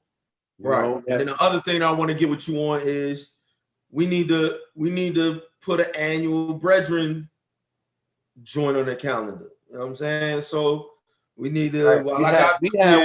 We had one and you ain't show up. No, I missed it. Yeah. So all I'm saying is, reunion. All I'm saying is, I need another shot. You might have been the one who started it too. Yeah, I'm saying. What happened was you ain't even show up. Y'all changed it like two different times. First it was on, then it was off, then it was on again. Nah, I'm mad at you. Say it wasn't. I'm mad at you for that. All right, you got that one. I'm just saying. And all the other brethren that didn't show up too, I'm mad at y'all the same way. That was January this past year, right? I don't even remember when it was because I don't keep tabs of dates and stuff like that. That's just, okay, so listen, what I'm doing here right now. I was there. Okay, that's in the past. I'm talking about future. I heard about it, like you talking about it right now. We made a date. We all planned on being there. What's up? We can't make it. We can't do it again. I showed up. I'm saying you can't show up again. Definitely. That's why we having this conversation. And I want to bring out. I know the other brethren is probably happy that I'm even telling you about this right now the way that I'm telling you, because we were looking forward to you being present. All right. All right. Won't happen again. Forward to you being present. Won't happen again. I won't miss the next one. Yeah, I promise. Yeah. I promise. I'll make it up to you. I'm sorry. I had. Yeah, you had to. You right. I had to throw you some shots. So what? Quick. So what? January. This coming January. What? That's the date. That's the I'm time. I'm asking. I'm saying. Why not? You know, it's etched in stone. How are we gonna start it? We just gonna stick it, and everybody's not gonna always be able to show up. You know, it's okay that you didn't. It's all right. You know, I'm just giving you a hard time. It's all right. You got other things. There's always other variables involved that's gonna take place that we don't have no control over. So it's understandable that you didn't make it. You know, and I don't want to give you that much of a hard time. So we're gonna try for January. We're gonna try for January. I'm gonna reach out. You set the date. You set the date, make it official, and whoever show up, show up. If you don't show up, it's all right. We'll do it again next year and then keep doing it. And when you ready and you can make it, you pull up. Pull up. You know what I'm saying? It's easier for you to just get on the Zoom too. So we make it easy for you. We doing it live and with the computer. With the internet. So is there anything that I missed? Is there anything that you want to share? Is there anything going on in Texas that we need to know about? Like, what's coming up? Say, you know, I like my mind is just all over the place right now. I don't even know where to begin. Like, you could just ask me what you want to ask me, because you know this is you know you interviewing me, but we both building at the same time, and I could go on and on and on, you know, like I could just think of something and come up with something and tell you about something. But so why Texas? Why Texas? Why Texas? What a lot of different reasons. The main reason that brought me to Texas, which is very interesting, is that my biological father, who I didn't know from up until recently, you know. Wow. I just found out about him and heard from him, and he lives here in Dallas. Word. So yeah. You ain't even know. You ain't even found? I ain't even know, son. Yeah, my real pops. That's crazy. Yeah. He lives here, and that's crazy, yo. Yeah. So. You know, also just the fact that I was just in Miami for 17 years, you know, it was just time. It was just time for me to it was time for me to branch out. You know, where I worked was shut down for like 3-4 months, so I wasn't DJing at Voodoo like I normally do. You know, the cycle was broken. Like you said, break the cycle. Yeah, break the cycle. It's just gonna happen. It's gonna happen automatically. So why not do it yourself? Yeah. Why not take the initiative to break the cycle, then allowing the cycle to be broken? Allow it to happen from an external, because it's gonna happen regardless. So and then you know what the next stage is? You make a new cycle though, and that's what you're doing in Texas. Right. First you break the cycle, then you make a cycle. You know what I'm saying? So,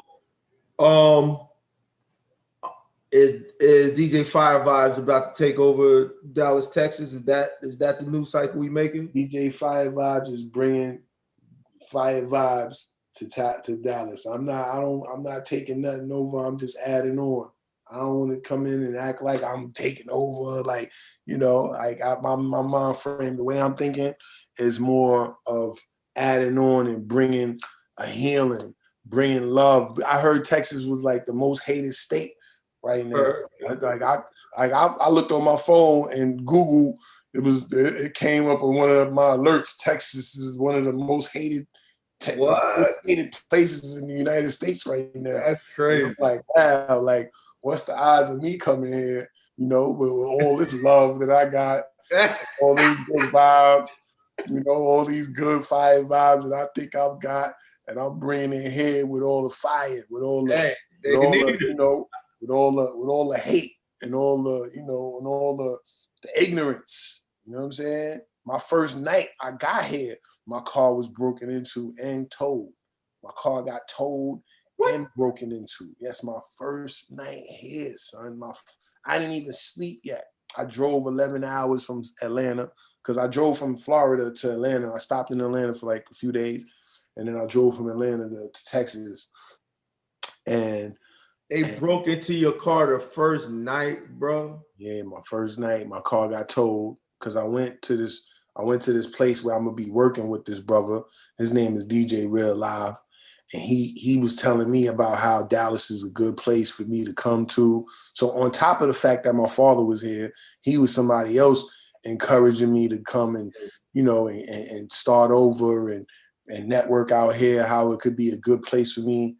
And I appreciate him for that. You know, he told me to pull up to the place where he works at because he manages a nightclub called Prime on Technology Boulevard in Dallas, Texas. Prime nightclub, Pryme. And I went up there my first night. You know, when I got here, I got in at like 11 p.m., 11:12, and I drove over there because I wasn't tired. I was excited to be here. Normally, I would be tired and I would just be like, let me go to sleep. But I was so excited to be here, and I wanted to network and get myself out there and meet people and, you know, be a social butterfly because as you know me, son, I was not on. I was antisocial. I didn't want no friends. You know, I wanted to fight. You know what I'm saying? I didn't even want to talk. I'd just be quiet. Like, this is the most I'm talking in my whole life, being friendly and smiling and doing these. You know me, son. I wasn't on that. I was like, who are you? Right. You know? That's my whole energy, and that's that New York thing that I'm talking about that we gotta outgrow. We gotta outgrow that mentality of me, I, and understand that you are the universe. You are the earth. You know, God exists. God looks through your eyes. When you take that perspective on, you're gonna move a whole nother way. But when you thinking it's just all you and you're just this individual, you become vulnerable. But when you understand that the Lord is looking through your eyes, the universe, your ancestors, all of that is a part of you. All of that is a part of you. Death should not be looked at as something as negative or taboo or the end of the world, because death is a part of life, like a cycle. That's just part of the cycle, life and death. The opposite of life is death. And that should not be looked at as something that is bad. Like, oh my God, death. No, it's not for you to be afraid of. It's for you to understand and keep that balance and always keep that in perspective. Because if you took death into consideration, you would be more grateful. You'd be more appreciative. You wouldn't take your family members for granted if you thought about them dying the next minute, which could always happen. Any one of us could end up dead tomorrow. We could get a phone call, like you've gotten phone calls before about your loved ones that passed away. You know, this is a part of life that we must be mature about and really take into consideration and not be, so, like immature about it. You know, maturity for surety. That's one of my slogans. I tell myself, maturity for surety. You know, you got to take you understand that the losses and the wins, they coming together. So my first night, I took a big loss. I took a big loss, and I could have all your stuff, bro. They got all your stuff. Not all my stuff. They didn't take all my stuff. They just took 2 book bags with very much good valuables, like my laptop and a whole bunch of other stuff that I could get back. There's a whole bunch of other stuff that I could get back. So that's my attitude about it, and I choose not to dwell unless it serves a purpose. And the purpose is for me and to remind you guys that these things are going to happen. These things are going to happen. You're going to be tested. Your faith is going to be tested many times over. Many times over. It's not going to be the end. And what you're focused on is what you create.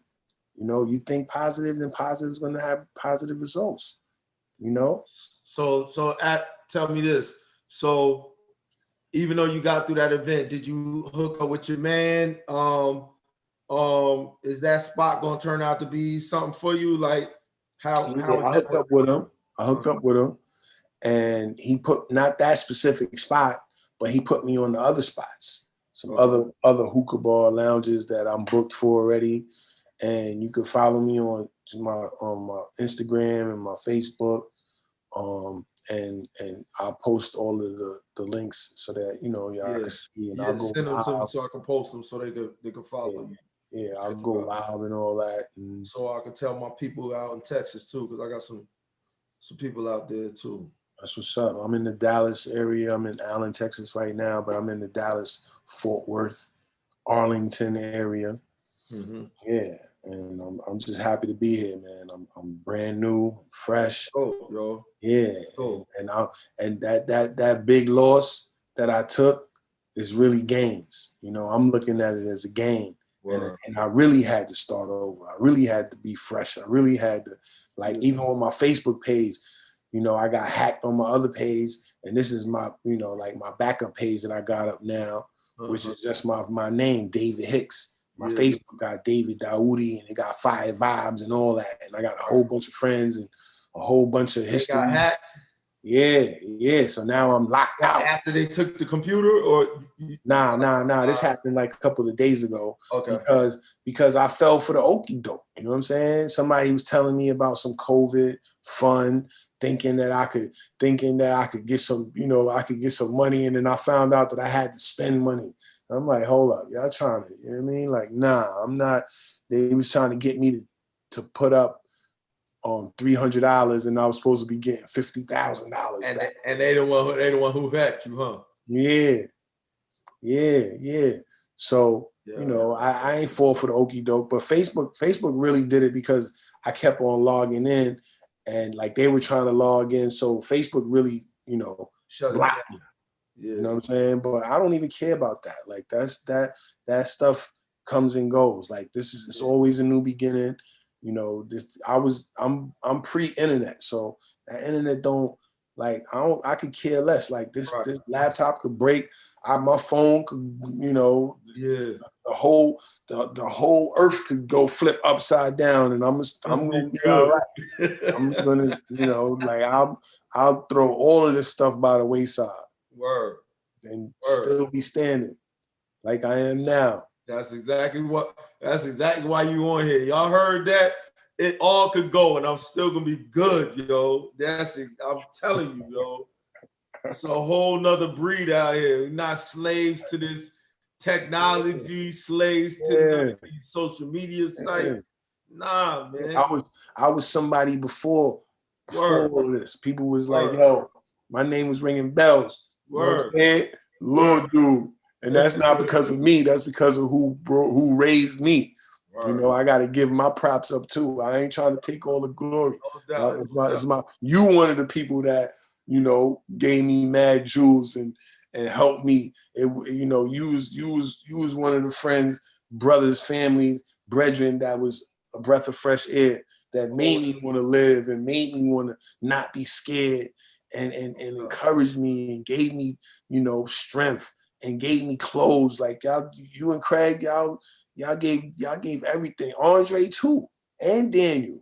I can't leave nobody out. You know what I'm saying? Craig, not Craig. Chris Duncan. Keith too. Luch. I can't leave none of y'all out. And there's a whole bunch of other people that I could speak on, but this is natural. It's going to happen from everywhere. And that's what God is, everywhere and everything. The negative too. You cannot, the devil came from God. That idea that God created everything. So God created the devil too. You know what I'm saying? So you cannot be so one-sided, embrace all of that. Embrace the sadness, embrace the anger, let it consume you and then let it go. Be that self, be that pure self, that self before somebody told you anything. That silence, that's who you really are. That silence, that nothingness. And then you've repaired, and then everything you start paying attention to matters. Yeah. That's the part of you that I'm in tune with and I'm building with, and I want to share with y'all, because it's necessary. People need to understand that your life matters. You matter. Not what you're looking at on the news, not Donald Trump, not internet. What's his name? Internet. Biden. Right. Not, you know, all of this stuff. Yeah, I get it. You want to vote, and I'm not anti anything. I'm pro you. I'm pro life. I'm pro about you being about your life. You know, take the initiative. You run for president. You want to talk about Donald Trump and this one and that one. I'm not getting into that. I'm not picking sides. They're all here to do what they're supposed to do. What are you doing? What am I doing? What am I doing? You know, what kind of example am I setting? Together? What are we building? What are we? Yeah, like, you know, I'm tired of pointing my finger at people and having an opinion about somebody else and talking about this one and that one and this person's evil and that person. Yo, that's what they grew up. That's how they was programmed. That's what he knows. He's doing what he knows. He's doing a job. You understand? He has a job to do. I'm talking about Donald Trump right now. Donald Trump has a job to do. Okay, and he's doing his job to his best ability from what he knows and from where he came from. And that's none of my business. I don't know about him for me to say where his heart is, or if he hates black people, or if he's racist or whatever. That's them and them. You know, I'm gonna be right here being a witness. And when I choose to want to participate, I'll participate. Wow. You know, you participate, what you become, it becomes you. You can witness things and let it pass by and not even say anything. You don't always have to jump into everybody's comment. Just because somebody says something, you want to come and comment and act like you got the gospel and you got it all figured out. How you know what you know, son? You know, people coming on my page and trying to tell me something about what I'm sharing, like they know. I'm like, son, go on your page and share what you share. You gonna come over here and try to tell my people something to me about what you think about what I'm saying. And there's nothing wrong with that. It's okay too. We could build. We could read. Because I'm gonna tell you the truth. Back before I was real sensitive. I might have blocked you, but now I'm not gonna block you. I'm gonna talk to you and tell you're gonna have to block me. Yeah. You know, I'm not blocking you no more. Yeah. I want you. I ain't never been one of those blockers. You come on my page. I am one of those people that I will block. I was one of those people that I will block you. You're talking crazy. Beat it. You know what I'm saying? Yeah. Yo, you dropped the jewel though, son. You said, yo, I'm pre-internet, yo. All of this stuff could come and go. Listen. In the age we live in, yo, people need to hear that. People need to hear that, man. We got so many people who are slave to these, and especially in this Corona era, where they done separated us and there's no interaction, there's no, like, they really trying to groom us. They got people scared to show love. Yeah. They got us. Yeah. They got us not wanting to breathe. Yeah. They got us not even wanting to breathe. Never mind, say something. Yeah. Keep 6 feet distance. Why you think they calling it 6 feet? Like 6 feet deep. 6 feet under the ground, yo. Yeah, they it's a programming. And if you adhere to it, then you make it live. You signing off on it. Like, yo, this is what it is. Then yeah, this is how life is. Yeah, so be it for you.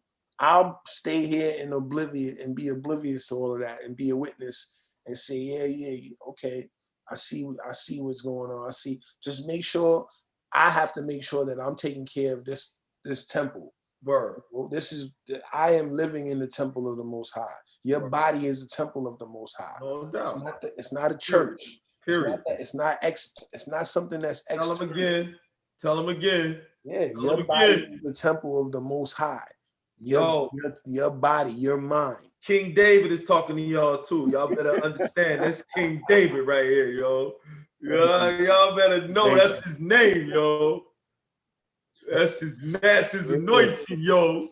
Yeah, and I used to shun that name. There was a time when I shunned that name because I felt like I wanted to be somebody different. That's when Daudi came, and I was given with that name, Daudi. And I used to be like, don't call me David, you know, because it's European or it's this or it's that. or it's the Bible, because I've had my times where I was shunning everything. I was questioning everything. Yeah. But you know, as I've grown and I've come to the realization that all of it serves its purpose. All of it, everything serves its purpose. Even the things that you don't think, or that you don't see, or that you don't agree with. Like somebody always quick to be like, I don't agree, or I agree. Who are you? Do you even know yourself? Do you even know yourself to be telling somebody what you agree or don't agree with? Yeah. You know, are you taking care of yourself? Are you eating right?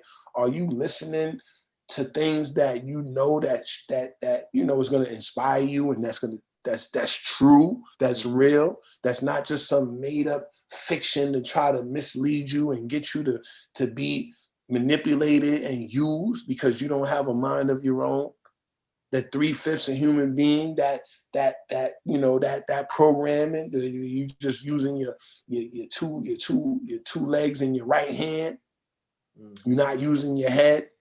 You know, we're not 3/5. It's 5/5. Your head, your two arms, and your legs. You're supposed to use more, not just your right and your two legs. And that's what they've been doing. They try to take that mind away from us, that creative ability, so that we can have something to do, something to have, because we feel like we don't have anything.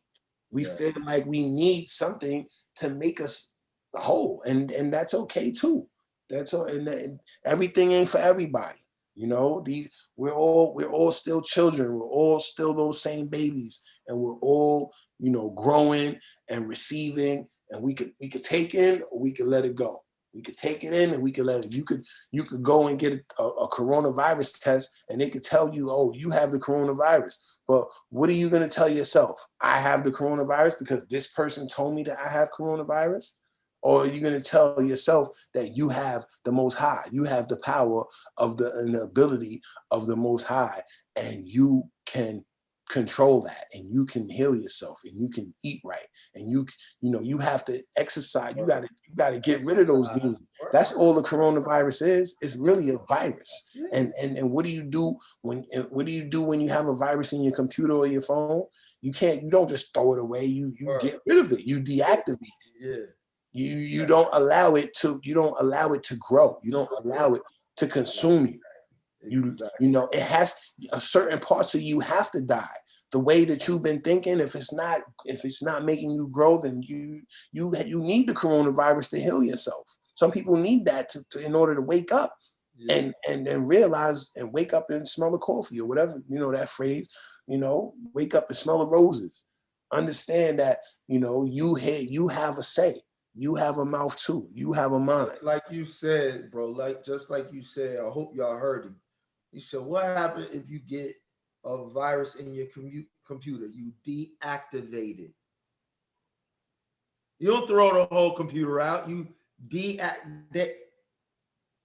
That's a process that you can go through to deactivate when you have something in your computer that doesn't belong there. Same thing in your body. Same thing in your body. Same thing in your mind. Same thing in your mind. Same thing in your body. Same thing in your relationships. Same thing in your marriage. Same thing in I've noticed that we want things the easy way. You know, we want it just the microwave, the pill, the right away. You think you're just gonna get the perfect relationship? No. You're gonna have to grow and cultivate the relationship. It's not just gonna fall out into the sky and be a perfect relationship. Dirty with it. There's no such thing. There's no such thing as the perfect relationship. There's no such thing as like expecting what you want for yourself. It don't work like that. Life don't work like that. You gotta always take the unseen into consideration, the things that you don't see, you know?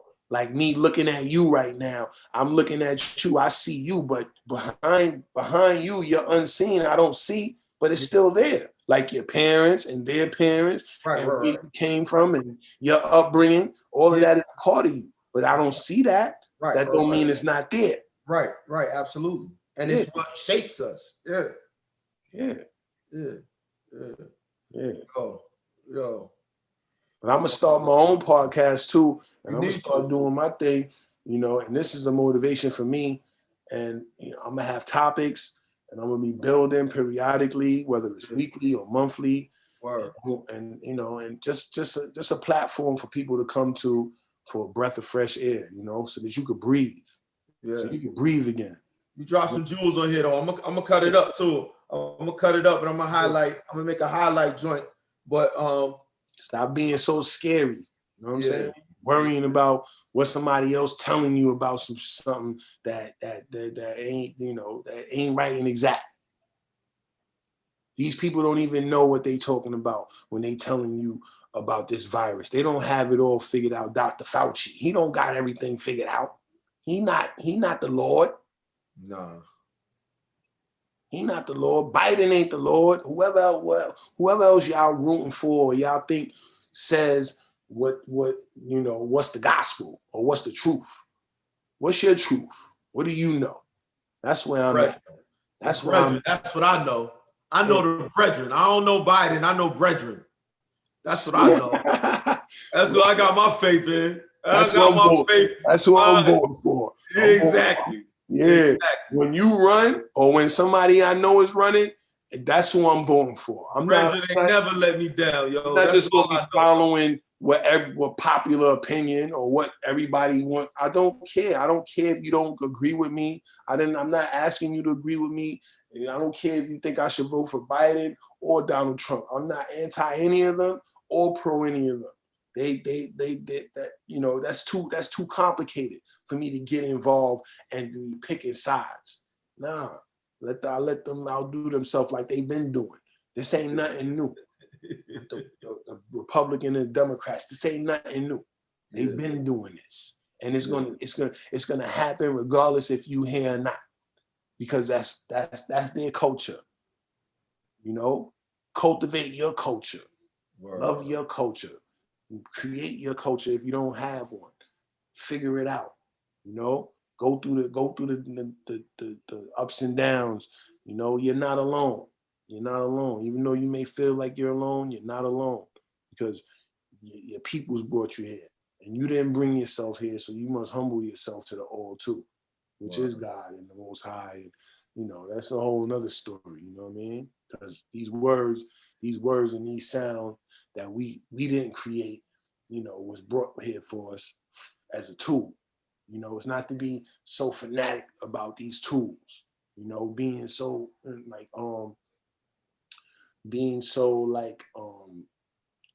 opinionated and thinking that because somebody told me that this is true. How do you feel inside? That's where I want to get to. I want to know the real you. I don't want to hear.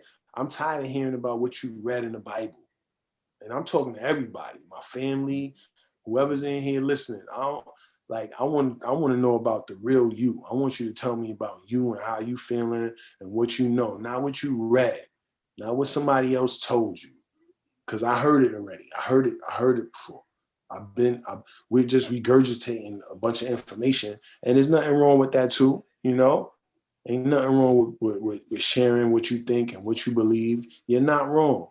Everything ain't for everybody. I'm gonna stay where I'm at with my ability, and you know, and just share, you know, because I care, you know. I love you, brethren. I love you. It's 10 o'clock, so I'm about to wrap it up, yo. I love you, man. We'll probably revisit it a little while down the road. Like I told you, we're gonna have that event. And then we're gonna plan the brethren event too. So you got 2 events coming up. I'm gonna be reaching out to you. So look at that, man. This is DJ Fiya Vibez, my main man out in Dallas, Texas. Send me the information so I can post it, yo. And then get at me when you start doing your stuff, man. We're gonna support you. My networks is Fiya Vibez. I spell it Fiya, FIYAHVIBEZ. And 1 and 7. I got 2 pages on Instagram, so y'all can follow that, keep up with me, get in touch with me, holler at me. And on Facebook, my name is Daudi Hicks, and I got a DJ Fiya Vibez page on Facebook. It's DJ Fiya, FIYAHVIBEZ. Fiya. My first name Fiya, and my last name is Vibez. Word. There it is. Love you, bro, man. Love you. With inspiration. You're a king. Keep doing what you're doing, man. Thank you, man. I appreciate it, man. For real, I had a great time, and this is the first of many for us. For sure. Believe it. Believe it. All right. Peace. Peace. Be safe.